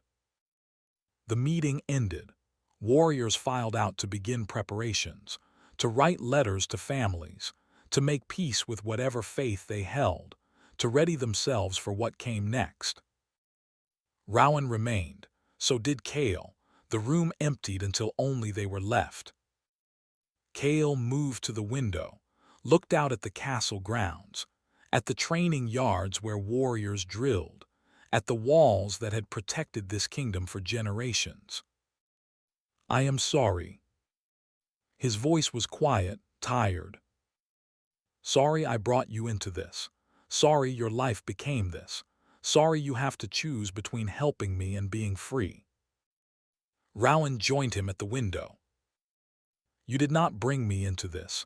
I was born into it. My mother was prisoner. My guardian was fugitive. I was hiding my entire life. You gave me choice, gave me purpose, gave me chance to fight instead of flee. She touched his hand, felt the incomplete bond flare at contact, felt his wolf recognizing hers even though she had no wolf to offer in return, just fey blood and human determination. I choose this, choose you, choose the mission, not because I have to, because I want to. Kael turned to face her. His hand moved to cup her face, thumb brushing her cheek. The touch was gentle, careful, as if she was something precious that might break. The mate bond is forming, even incomplete, even unbonded, it is there. I feel you. Feel your determination, your strength, your absolute refusal to surrender. He paused. If we survive this, if the curse breaks and we have future, I want to complete the bond, want to choose you fully, want to build something beyond just alliance against common enemy. Rowan felt tears threaten, pushed them back. Then we survive, we break the curse, we save your people, and then we choose each other properly, completely. Kael smiled, small but genuine. Then we survive. He leaned down, kissed her, soft, brief. The first real acknowledgement of what was building between them, not just duty, not just necessity, something real, something chosen. When he pulled back, his eyes held promise. 3 days, then we ride together. Together. The word hung between them. Commitment, partnership, acknowledgement of bond that transcended strategy and survival. The 3 days that followed were organized chaos. The castle transformed into military camp preparing for major campaign. Warriors checked weapons, sharpened blades, repaired armor, tested bow strings, counted arrows. Every piece of equipment was inspected, maintained, made ready. The stables became center of activity. Horses were selected for endurance over speed. Grain supplies calculated. Water routes planned. Farriers worked from dawn until midnight, checking hooves, replacing shoes, making sure every mount could handle hard riding through rough terrain. The kitchens prepared travel rations, dried meat, hard cheese, journey bread that would last weeks without spoiling, herb packets for boiling water, salt for preserving game if they hunted along the way, everything packed in waterproof leather bags, distributed to each rider according to position and role. Rowan spent the days training. Hayes pushed her harder than ever. Longer hours, more demanding drills. The warrior seemed determined to cram months of lessons into days. They worked on horseback combat, how to fight while mounted, how to use the horse's movement to add power to strikes, how to defend against attacks from multiple angles, how to fall safely if dismounted during battle.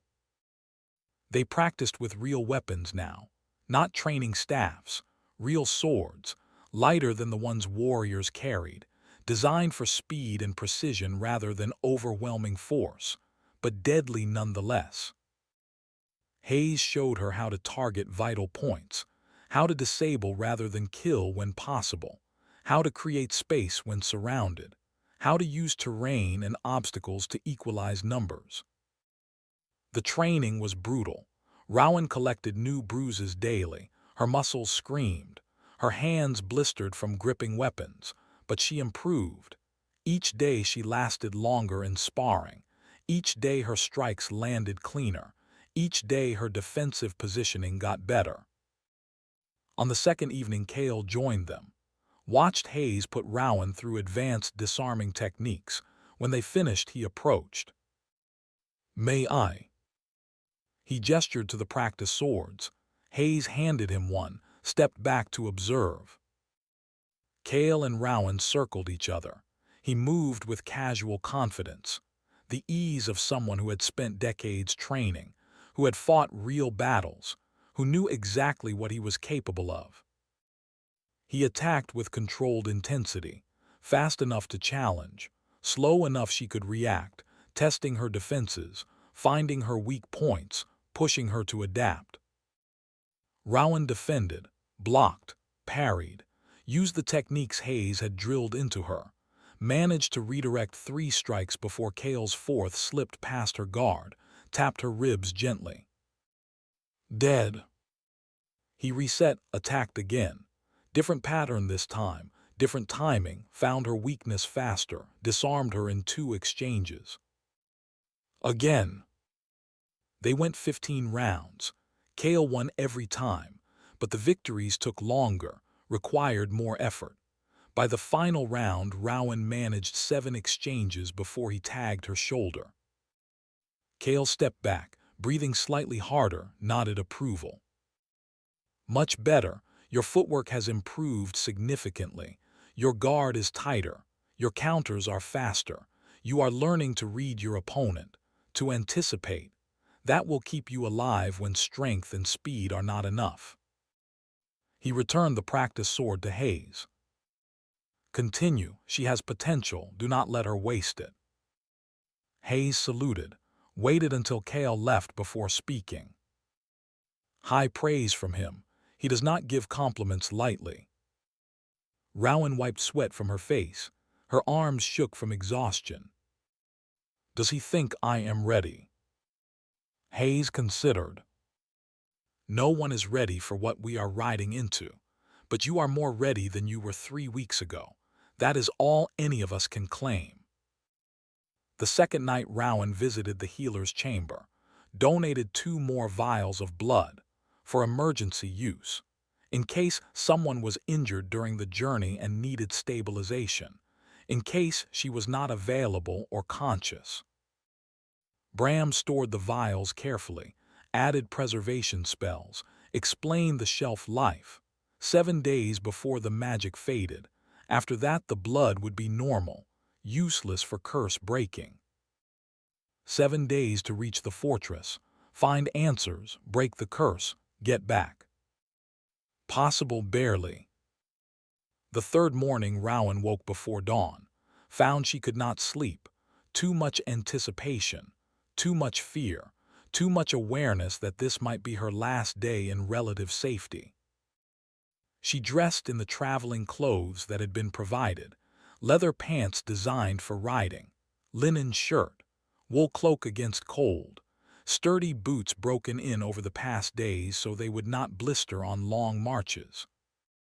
Her weapons were laid out on the table, the sword Hayes had given her.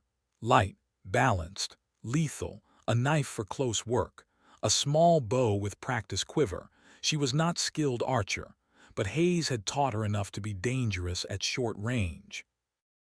She strapped everything on, tested the weight, the balance, adjusted straps until everything sat comfortably, until she could move freely, until the weapons felt like extensions of her body rather than burdens.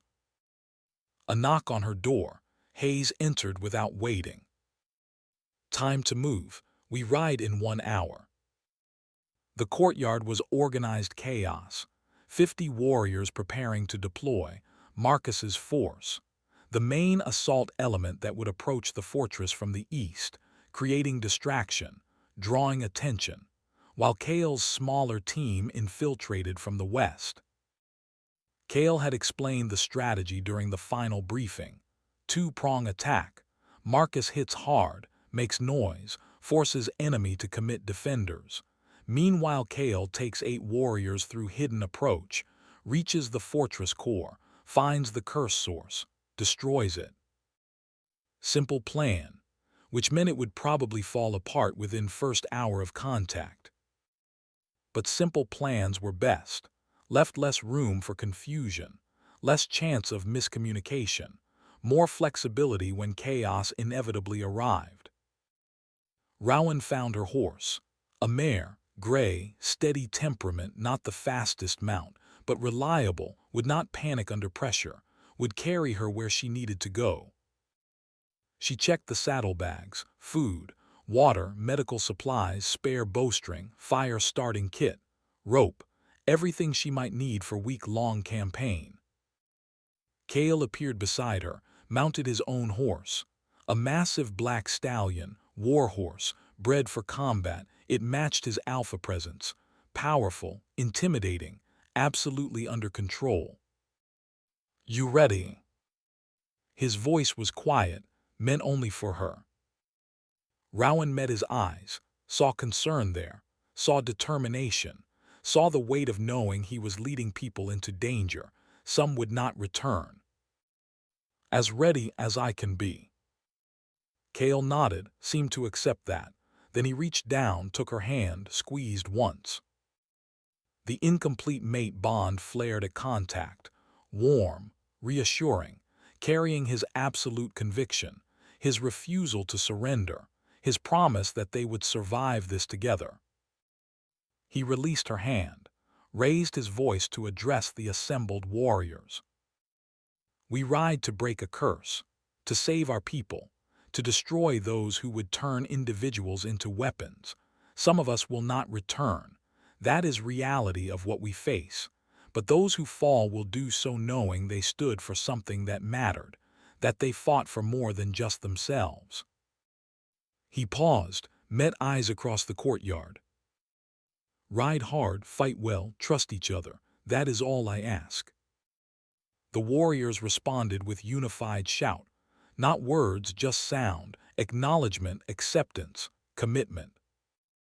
Then they were moving, 50 horses filing through the gate, into the city, through streets that were just beginning to wake, past merchants setting up stalls, past bakers pulling fresh bread from ovens, past normal people living normal lives that depended on warriors keeping them safe. The city gate opened. They rode through, into farmland beyond, into forest past that, into the wild territories where law and civilization gave way to survival and strength. 3 days' hard ride would bring them to the edge of contested ground, where the old fortress waited, where answers lay, where the curse would be broken or everyone would die trying. Rowan rode beside Hayes. The warrior sat her horse with casual confidence, one hand resting on sword hilt, eyes constantly scanning terrain, looking for threats, planning escape routes, operating with professional paranoia that kept soldiers alive. Behind them rode Kael's strike team. Marcus had split off with the main force an hour ago, taking the eastern approach, making sure everyone saw them coming, while Kael's team used forest cover, used knowledge of old paths, used speed and stealth to reach destination first. The first day passed without incident.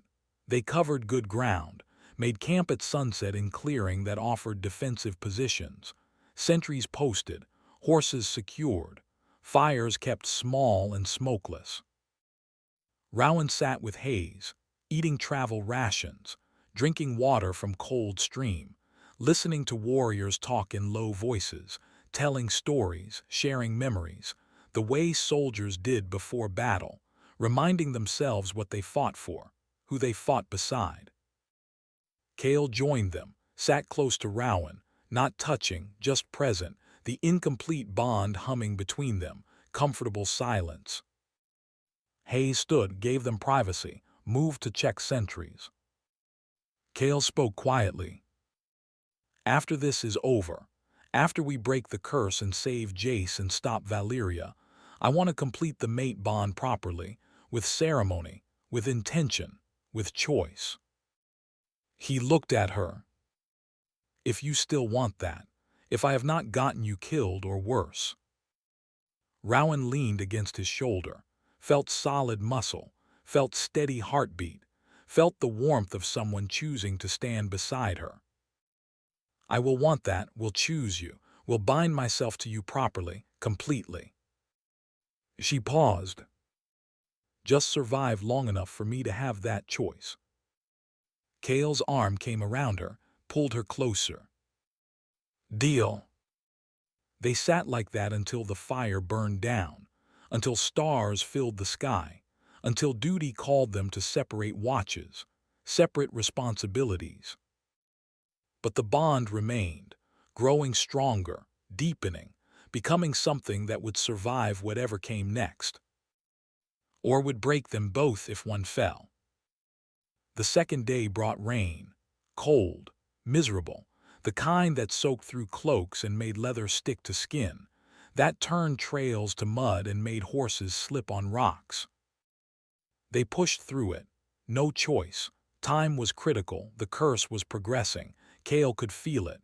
Rowan could feel it through the bond, the fraying connection between his wolf and human sides, the constant drain on his strength. He was hiding it, riding strong, commanding with confidence, but she knew, felt the pain he was managing, felt the exhaustion he was suppressing, felt his absolute determination to finish this before collapse came. That night they made camp in cave system, out of the rain. Dry wood gathered before storm started meant real fire, hot food, warmth. Rowan found Kael checking the maps, planning tomorrow's route, the final approach to the fortress. How close are we? 6 hours ride, maybe less if weather clears. We will reach it by midday tomorrow. And then we infiltrate, find the curse source, destroy it, extract Jace and any other prisoners, get out before Valyria can trap us. He rolled up the map. Simple plan. Simple plans fall apart fastest. Kael smiled, tired but genuine. Usually, but sometimes simple is all we have. The third day dawned clear, cold but dry. They broke camp before sunrise, rode hard, reached the edge of contested ground by mid-morning. The fortress was visible in the distance. Old stone, dark, imposing, built into mountainside, multiple levels, both above ground and below, defensive positions everywhere. The kind of place designed to withstand siege. Kael called halt, gathered his team. 8 warriors including Rowan, Hayes, 4 others Rowan had trained with, proven fighters, loyal, skilled. Marcus should be in position by now, eastern approach. They will attack at midday, make as much noise as possible, draw defenders, that gives us window, maybe 2 hours, maybe less. We use that time to get inside, find what we came for, complete objectives. He looked at each person. Questions? No one spoke. Then we move, stay close, stay quiet, trust each other. They dismounted, left horses with single warrior to guard them, to provide emergency extraction if everything went wrong. Then 7 of them moved toward the fortress, toward answers, toward danger, toward the end of one story and beginning of another. The fortress rose from the mountainside like a scar on the landscape. Old stone, dark, built into the rock itself so that it was difficult to tell where mountain ended and construction began. 3 levels visible above ground, unknown depths below, defensive walls that had withstood sieges for 300 years before being abandoned. Now reoccupied, repurposed, turned into prison and laboratory and seat of conspiracy that threatened every alpha bloodline across 5 territories.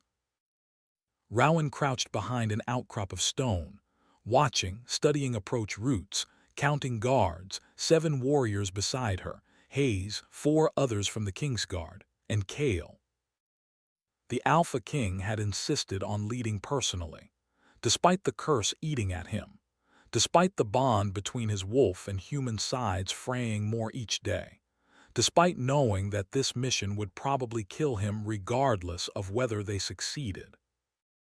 He studied the fortress through eyes that could see farther than human vision allowed. Alpha sight, one of the gifts that would die with him if they failed. Guard positions, main entrance here, side gate there, patrol patterns every 20 minutes, shift change at sunset, that gives us window. His voice was quiet, controlled, the voice of someone who had planned assaults before, who understood timing and terrain and acceptable losses. Marcus should be in position by now, eastern approach. He will hit them at sunset, maximum noise, maximum visibility, draw every defender to that side. Kael traced a path on the ground with his finger. We go in from the west, through the old water channel. It was sealed 50 years ago, but the stone has cracked. We can break through, reach the lower levels without being seen.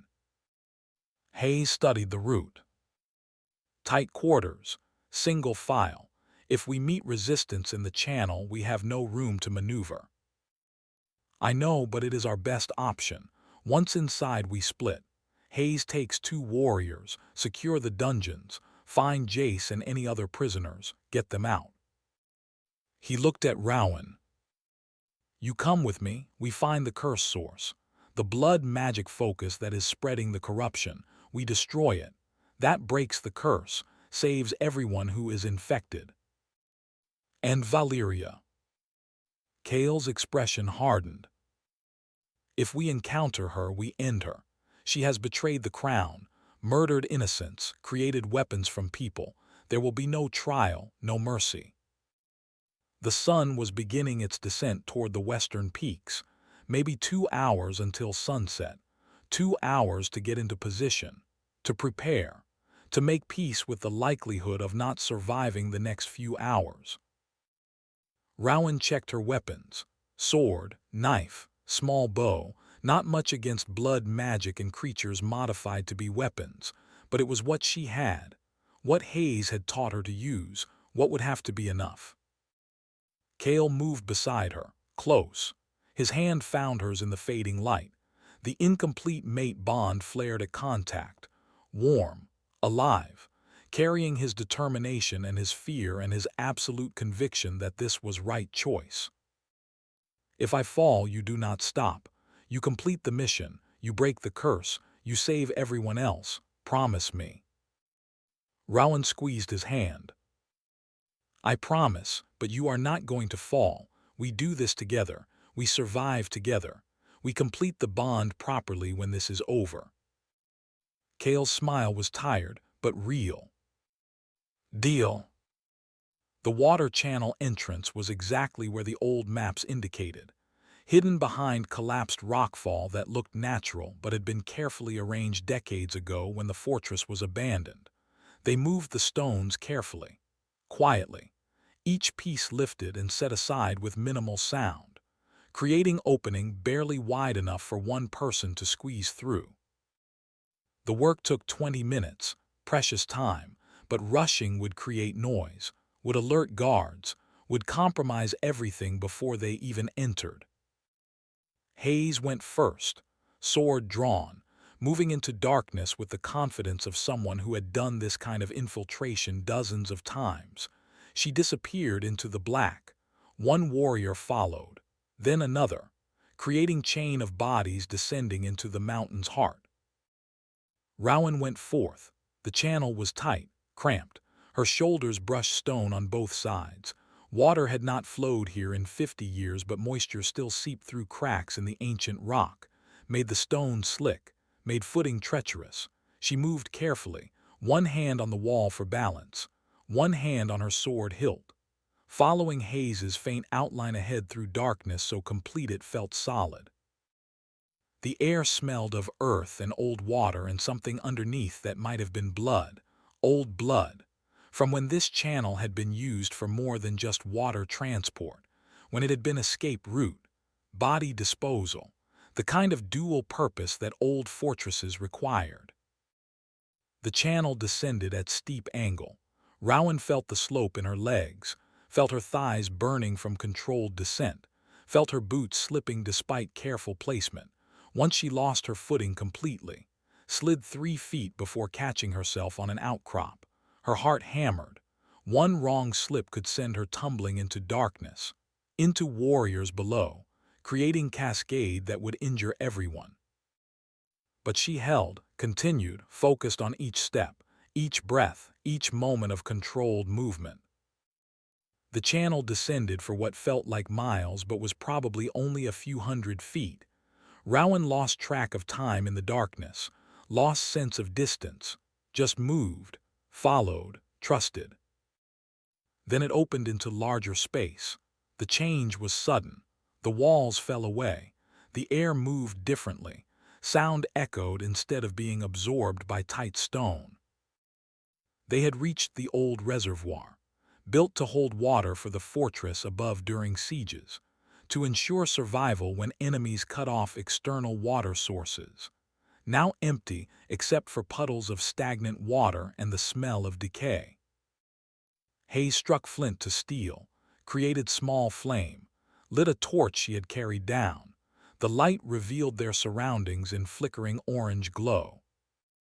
The reservoir was massive, 50 feet across, 40 feet high, carved from living rock with such precision that the walls were smooth as glass, channels cut into the ceiling where water would have flowed in, drains in the floor where it would have been drawn for use above.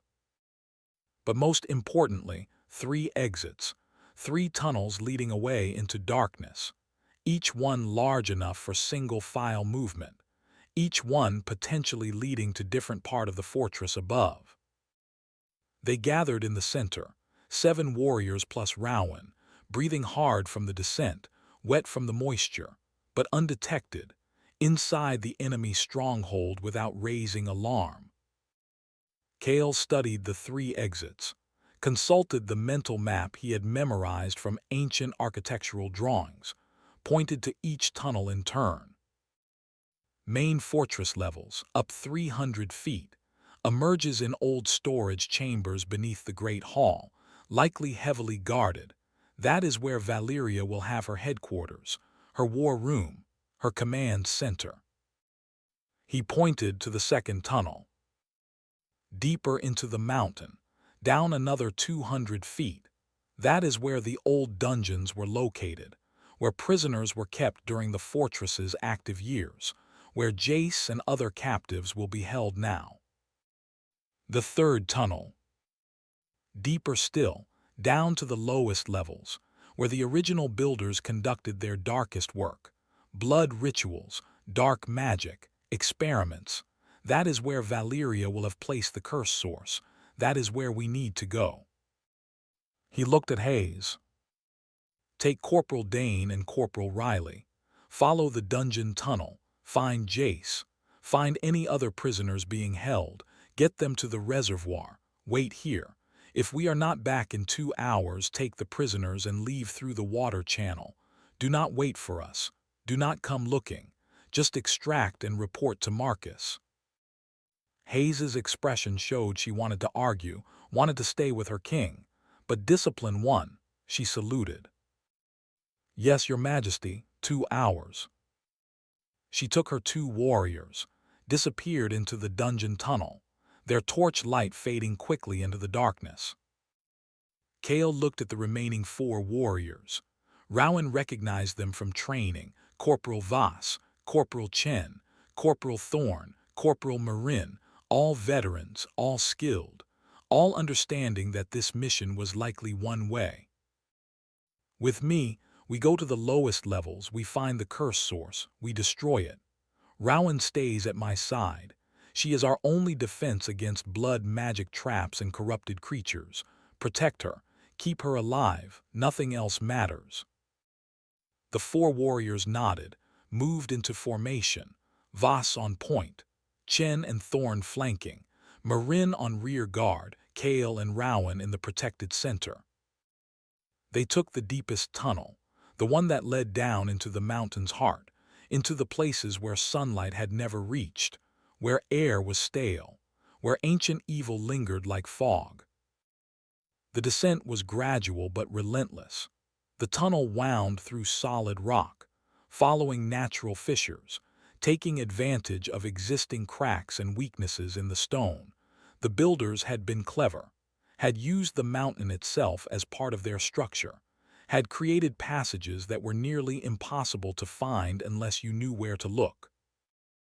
Torches appeared on the walls after the first 100 feet, burning with green flame that cast sickly light, blood magic fueling them, probably using the life force of prisoners above, draining them slowly to maintain the illumination. Efficient, evil, the kind of casual cruelty that marked Valeria's work. The air grew colder as they descended, damper.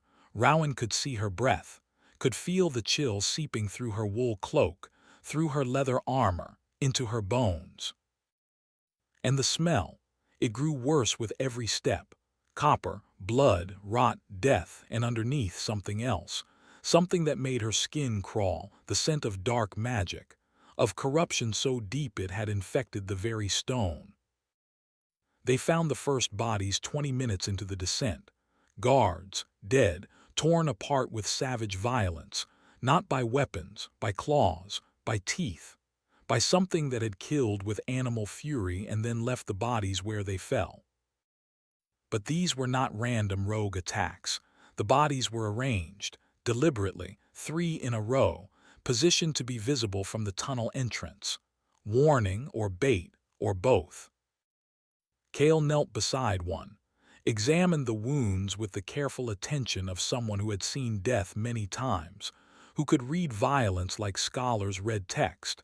His fingers traced the claw marks, measured the depth, the angle, the force required. Fresh, hours old at most. The blood has not fully dried. These guards were alive this morning. Something killed them recently. Something with significant strength and speed. Probably blood magic construct. Similar to what my grandfather's journals described. Creatures created from humans or shifters, modified, corrupted, turned into weapons. He stood, drew his sword. The blade was old, ancient, passed down through his bloodline for 6 generations. It had killed rogues and traitors and enemies of the crown, had been blessed by priests and shamans and blood mages who served the light, had survived battles that should have shattered lesser steel. It would need every blessing today. Stay alert. Whatever did this may still be here, may be hunting us right now.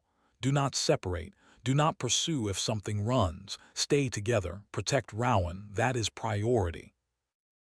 The four warriors acknowledged, weapons drawn, eyes scanning darkness beyond torch light, professional paranoia that kept soldiers alive in hostile territory.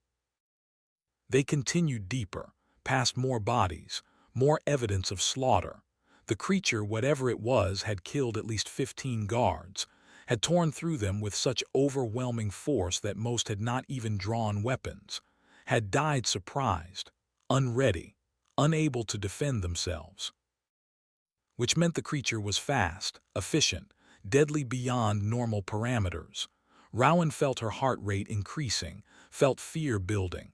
This was what she was walking toward, what they all were walking toward, death in the darkness, waiting to tear them apart. But she kept walking, kept following Kael, kept her hand on her sword, kept her breathing controlled. Fear was acceptable, natural, stopping was not. They continued, past more bodies, more evidence of slaughter, reached a junction where the tunnel split 3 ways.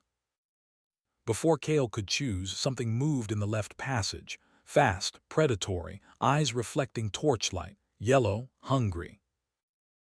The creature that emerged was wrong, twisted. It had been human once, maybe shifter, but blood magic had corrupted it, changed it, made it something that should not exist. Its body was too long, limbs bent at wrong angles, teeth too sharp, claws too long. It attacked without warning, faster than anything human, faster than most shifters. The warrior nearest to it died in seconds, throat torn out, body thrown aside like refuse.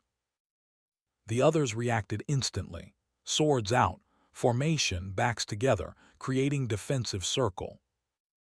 The creature circled, looking for weakness, for opening. Its movements were fluid, wrong, the grace of predator combined with wrongness of corrupted magic. Rowan felt her silver blood responding, felt power building in her chest. The creature was blood magic construct, animated by dark rituals, sustained by stolen life force. She could break it. She stepped forward, cut her palm, let blood well up silver, threw it at the creature. The blood struck like weapon. Silver light exploded on impact. The creature screamed, high-pitched, agonized. Its flesh began smoking where blood touched, began dissolving. It lunged at her in desperation. Final attack, willing to die if it could take her with it. Kael moved faster, his alpha speed, his warrior training, his absolute refusal to let anything harm her. He intercepted, took the claws across his chest instead of letting them reach Rowan. His sword swept up, took the creature's head off in single strike. It collapsed, dissolved into ash, blood magic consuming what it had created when the animating force was severed. Kael staggered, pressed hand to his chest. Blood seeped through his fingers, not silver, normal red. The wound was deep, would have killed normal human. His alpha constitution kept him functional. Barely. Rowan was beside him instantly, her blood already flowing. She pressed her palm to his wound, felt the connection, felt her healing power flowing into him, felt tissue beginning to knit. But something was wrong. The curse was interfering, fighting her healing, making it slower, less effective. She could stabilize him, could keep him alive, but not heal him completely. Not anymore. Kael saw the realization in her eyes, nodded. I know the curse is too advanced. Your blood can only do so much now, but I am functional. We continue. The remaining 3 warriors looked shaken, one dead, their king wounded, facing creatures that should not exist, but they did not break, did not run. Soldiers accepting impossible situation because duty demanded it. They pressed deeper, found more creatures, more corrupted guards, each one taken down at cost. each battle leaving them more exhausted, more wounded, more depleted. Rowan used her blood again and again, kept the warriors functional, kept Kael alive despite wounds that accumulated, but she felt herself weakening, felt her reserves depleting past safe levels, felt consciousness beginning to fragment. They reached the lowest level after what felt like hours, found a massive chamber carved from living rock, and in its center the curse source. It was obscene in its beauty, terrible in its precision, a ritual circle 50 feet across, carved into the living rock floor with such meticulous attention that the lines seemed to glow with their own light. Symbols Rowan did not recognize covered every inch. Ancient, powerful, the kind of magic that predated kingdoms, that had been old when the first shifters walked the earth. At the circle's center stood a pillar of black stone, obsidian, polished smooth, taller than a man, covered in runes that pulsed with dark power. Each pulse sent ripples through the air, through the ground, through Rowan's chest. She could feel the corruption radiating from it, could feel how it reached out across hundreds of miles, touching every alpha bloodline, slowly severing bonds, slowly killing. And chained to the pillar, a woman. She was old, ancient beyond counting. Her body was skeletal, skin stretched tight over bones, translucent. Rowan could see veins, could see the slow beat of her heart beneath ribs. White hair fell past her waist, matted, uncared for, but her eyes were alert, aware, burning with defiance despite years of captivity. Amber-colored, familiar. Rowan's breath caught. Those eyes. She had seen them in mirrors every day of her life, had inherited them from her mother, who had inherited them from this woman. Fey lunar blood, pure, undiluted like her mother had been, like Rowan was descended from, but this one was alive, barely, being used as power source, as battery for the curse. Her essence drained slowly, drop by drop, year by year, feeding the dark ritual that was killing thousands. The woman's lips moved, voice barely a whisper. You have her eyes, my daughter's eyes, which means you are my granddaughter, the one who escaped, the one they could not catch. Tears stung Rowan's eyes. I did not know you existed. I thought I was alone, thought my mother was the last. The old woman managed a weak smile. Your mother saved you, died saving you. I have held on for 5 years, powering their curse, but knowing one of my bloodline remained free, that was enough. That kept me fighting. Valeria stood beside the pillar. She wore robes now instead of noble dress, dark purple silk embroidered with silver runes, blood mage attire, the formal vestments of someone who had studied the dark arts, who had mastered them, who wielded death like others wielded swords. Her hands were stained, dark marks running up her forearms, evidence of rituals performed, of blood spilled, of power purchased at terrible cost. She smiled when she saw them enter. The expression was calm, confident, the look of someone who had anticipated this moment, who had prepared for it, who welcomed it. Right on time. I was beginning to think Marcus's distraction was not effective enough, that you might choose caution over courage, but here you are, my dear king, bringing me exactly what I need to complete my work. She gestured to Rowan. The motion was elegant, practiced, the movement of someone comfortable with power, comfortable with control.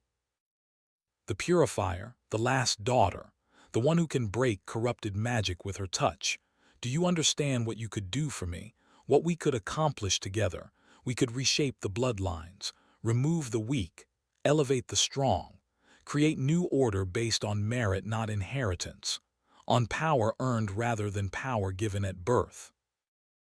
Her voice was cultured, educated, persuasive. She believed every word, was not lying, was offering genuine partnership, genuine vision of future she considered better, brighter, worth any sacrifice.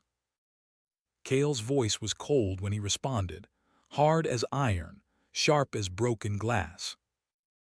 By torturing innocents, by creating monsters from people who trusted you, by murdering thousands, by using an elder fae as power source while you drain her life away.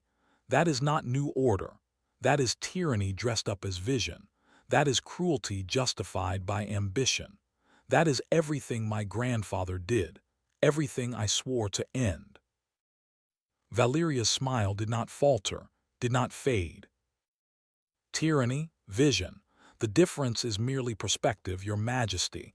Your grandfather understood that, started this work, created the foundations, gathered the knowledge, built the infrastructure. I am merely finishing what he began, what you were too weak to continue, what you abandoned in favor of sentiment and outdated morality. She moved toward the pillar, toward the chained fae. Her hand touched the black stone. The runes flared brighter. The air vibrated with power.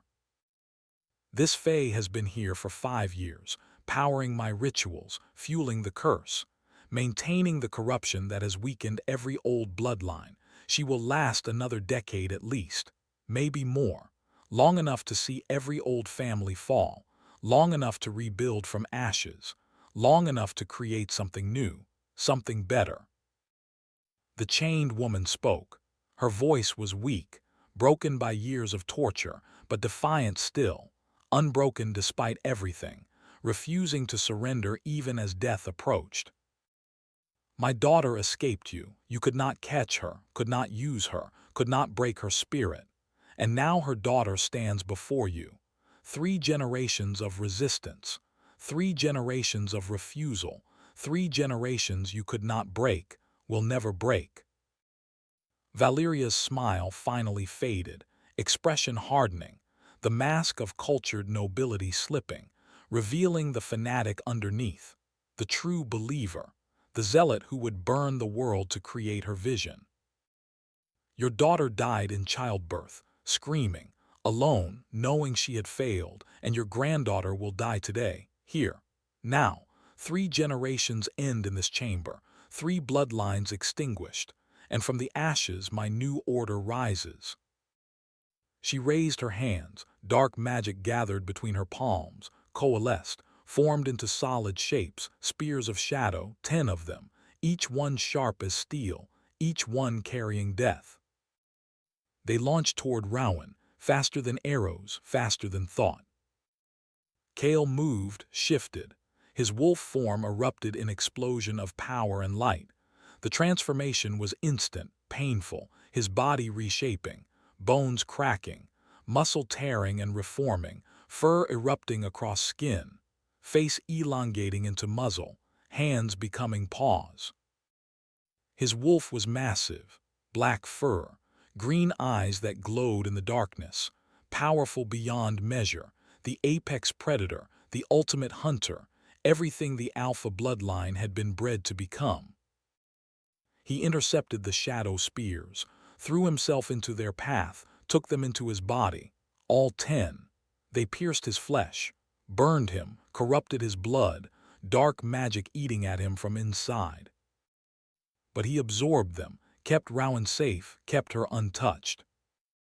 He shifted back to human form, staggered, blood poured from 10 wounds.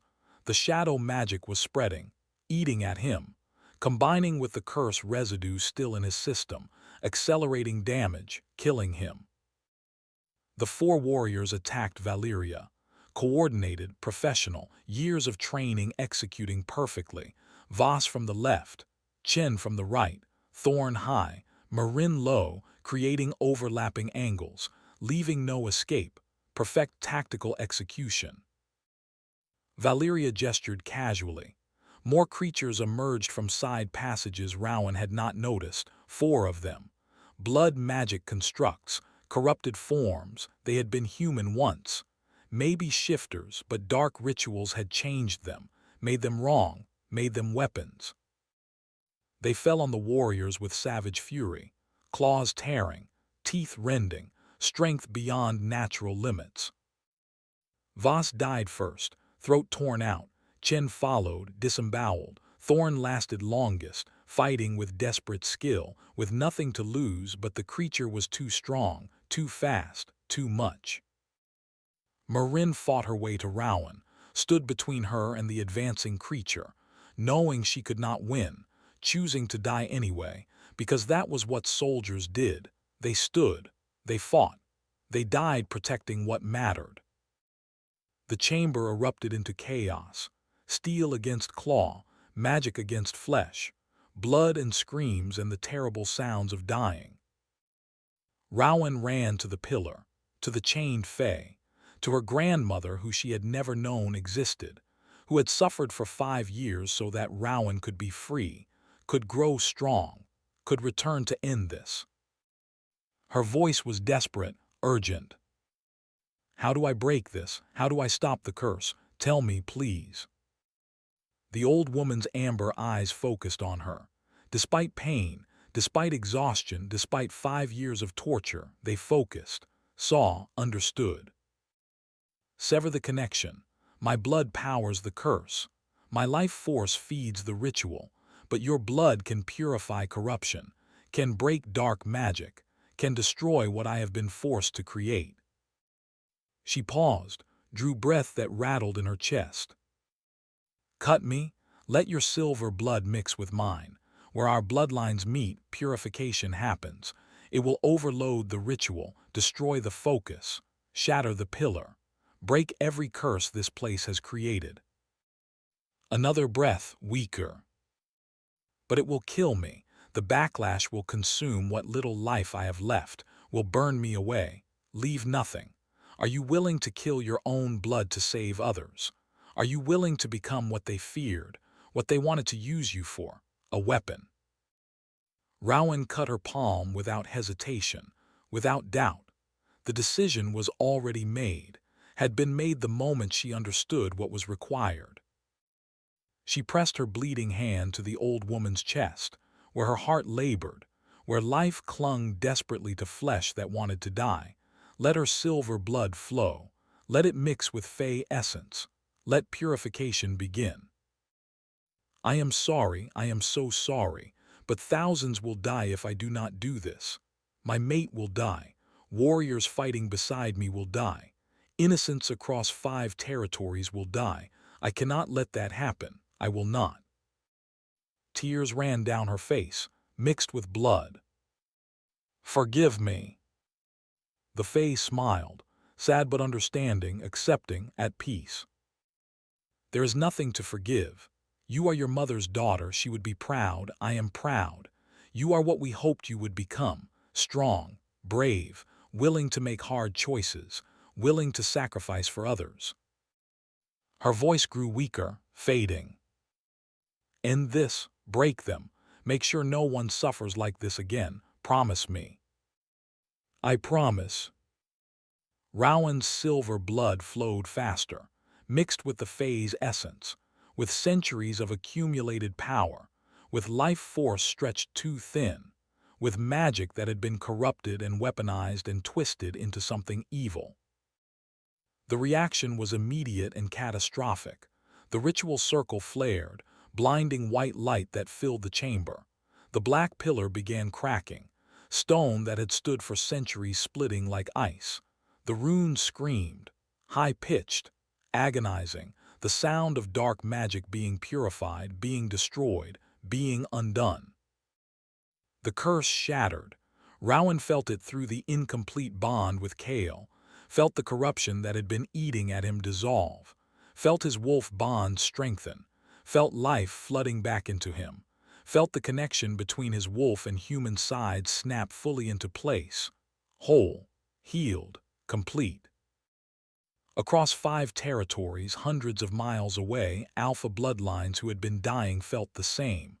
The curse broke, released them, gave them back their futures, gave them back their wolves, gave them back their lives. But the backlash was terrible. The chained Fae dissolved, her physical form consumed by the purification, by the magical reaction, her essence scattered, released, gone. Rowan fell, her blood depletion finally catching up, weeks of donations, of keeping Kael alive, of stabilizing warriors, of this final sacrifice, all of it hitting at once. Darkness closed in from all sides. She heard Kael roar, heard Valeria scream in rage, heard steel on steel and flesh on claw, heard Marin fighting, heard her dying scream. Then nothing. She woke to pain. Her entire body hurt, every muscle, every bone. She opened her eyes slowly, found herself in a bed, soft blankets, the smell of healing herbs. The castle, she was back at the castle somehow. Kael sat in a chair beside her bed. He looked terrible, bandaged, bruised, exhausted, but alive, aware. The curse was gone. She could feel it through the bond. His wolf was whole, strong, connected. You saved everyone. His voice was rough, raw. The curse is broken. Every alpha bloodline, stabilized, healing. Thousands of lives saved because you were willing to kill your own grandmother. Rowan's throat tightened. Did we get Jace? Yes, Hayes found him, got him out. He is recovering. Marcus is with him. And the warriors, the ones who came with us. Kael's expression grew grim. 2 survived, 2 died in the chambers, fighting Valeria's creatures. They died well, protecting their king, completing the mission. Valeria escaped again. In the chaos after the curse broke, she fled. We are hunting her, but she has resources, safe houses. She will hide, rebuild, try again. So it is not over. No, it is not over, but we won. We broke the curse. We saved our people. We survived. That is victory enough for today. He took her hand, brought it to his lips, kissed her palm where the cut was healing. And when you are recovered, we complete the bond, properly, with ceremony, with witnesses, with choice and intention and permanence. Rowan managed a weak smile. That sounds perfect. She drifted back to sleep. Let healing take her. Let her body recover from what she had given. 3 days later she woke fully, stronger, able to stand, able to walk without dizziness. Bram examined her carefully, declared her depleted but recovering, gave her strict orders, rest, nutrition, no more blood donation for at least a month. Hayes visited, brought news. The curse was fully broken. All alpha bloodlines stable, no new cases, no progression in those who had been infected, complete success. But there had been costs. 63 people died before the cure could reach them, scattered across territories, too far, too sick, unable to hold on those final hours. 63 casualties, not 2,000, but still 63 people who would never see another sunrise. The 2 warriors who died in the fortress chambers were being honored, full military funeral, their names carved in the memorial wall, their families given pensions, their sacrifice remembered. Marcus came with Jace. The young warrior looked gaunt, scarred but alive, healing. The blood magic corruption had been purged when the curse broke, when the ritual source was destroyed. He would never be fully what he was. The torture had left marks, but he would live, would recover, would rebuild. Marcus's gratitude was profound, wordless. He simply clasped Rowan's hand, held it, let his eyes say what his voice could not. On the 7th day, Kael came for her, dressed formally, offering his arm. Walk with me. They walked through the castle, down corridors, through courtyards, to the gardens that overlooked the city. The mate bond ceremony will be in 3 days. Full formal ritual, with witnesses from all 5 territories. With your consent, we will complete what started in chaos. We will choose each other deliberately, permanently. He paused. But I want you to know you have real choice. The incomplete bond can be severed with ritual. It would hurt, would take time, but it is possible. You are not trapped. You can walk away, can be free. Rowan looked at him, at the scars he carried, at the exhaustion that still showed despite the curse being broken, at the man who had chosen to stand when standing meant probable death, who had protected her, who had given her purpose and partnership and respect. I do not want to walk away. I want to complete the bond, want to choose you, want to build future together. She touched his face. You gave me choice when I had none, gave me purpose when I was hiding, gave me partnership when I was alone. I choose you, deliberately, completely. Kael kissed her, soft, deep, promise and commitment and relief all mixed together. 3 days, then you are mine, and I am yours forever. The bonding ceremony was held at sunset, in the castle's great hall, with representatives from all 5 territories witnessing, with tradition and ritual and ancient words that bound souls together. Rowan wore white, simple dress, no ornamentation, just clean lines and honest fabric. Kael wore black, formal, regal, but his eyes were only for her. The ceremony lasted an hour, words spoken, vows exchanged, blood mixed.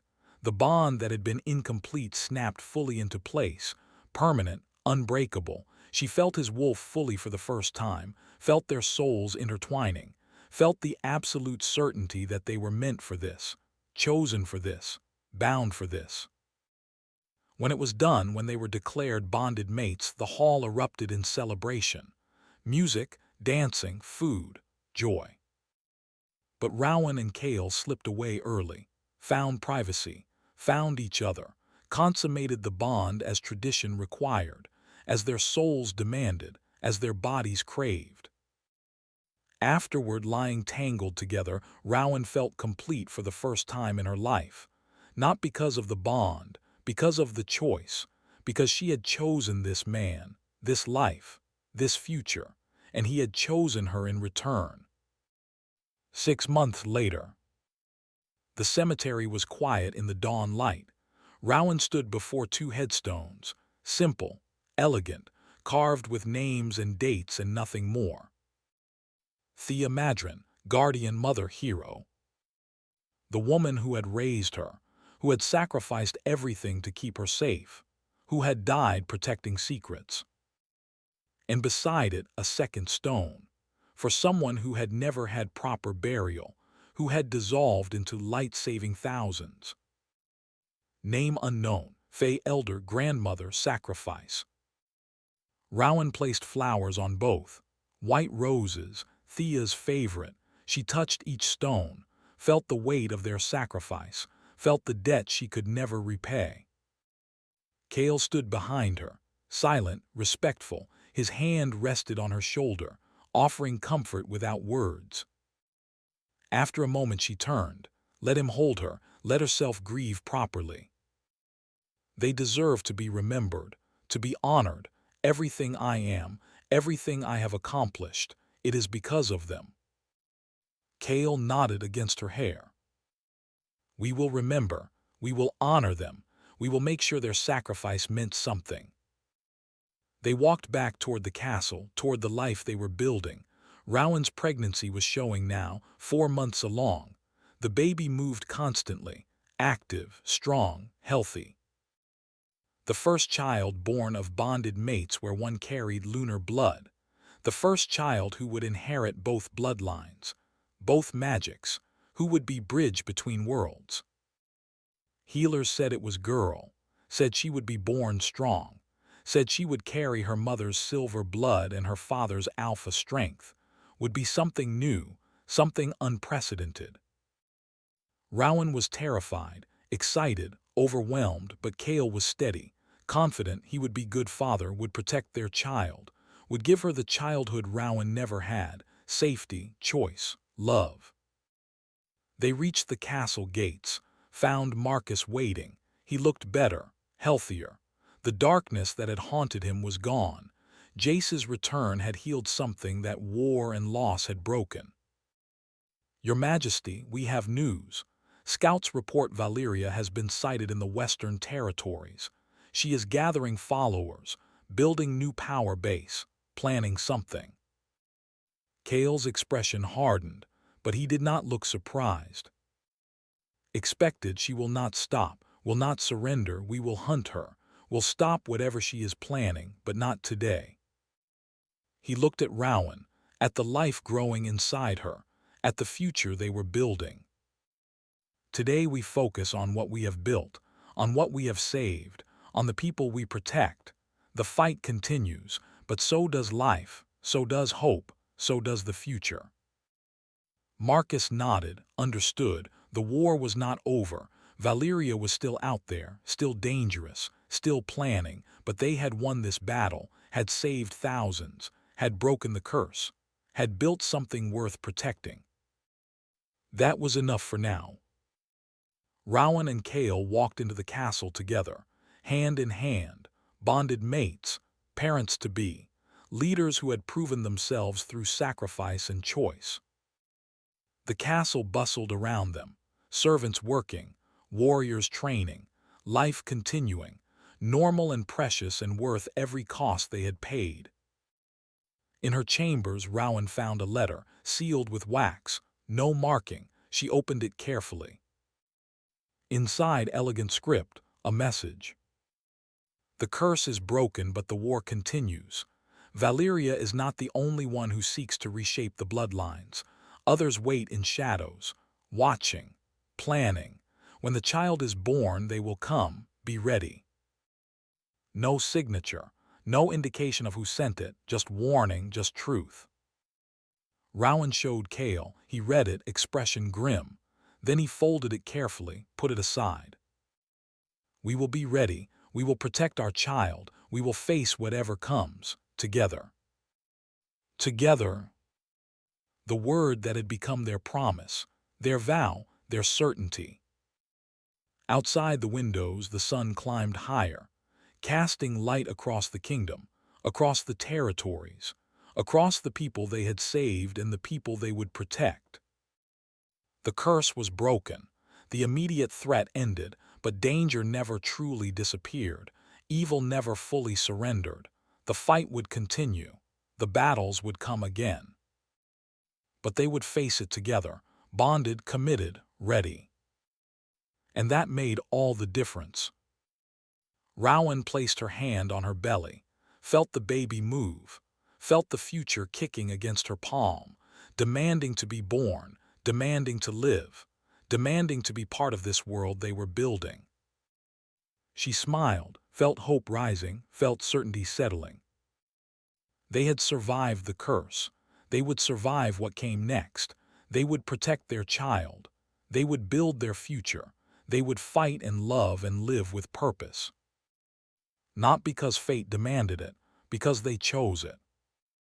Every day, every moment, every breath. They chose. And that was the greatest power of all.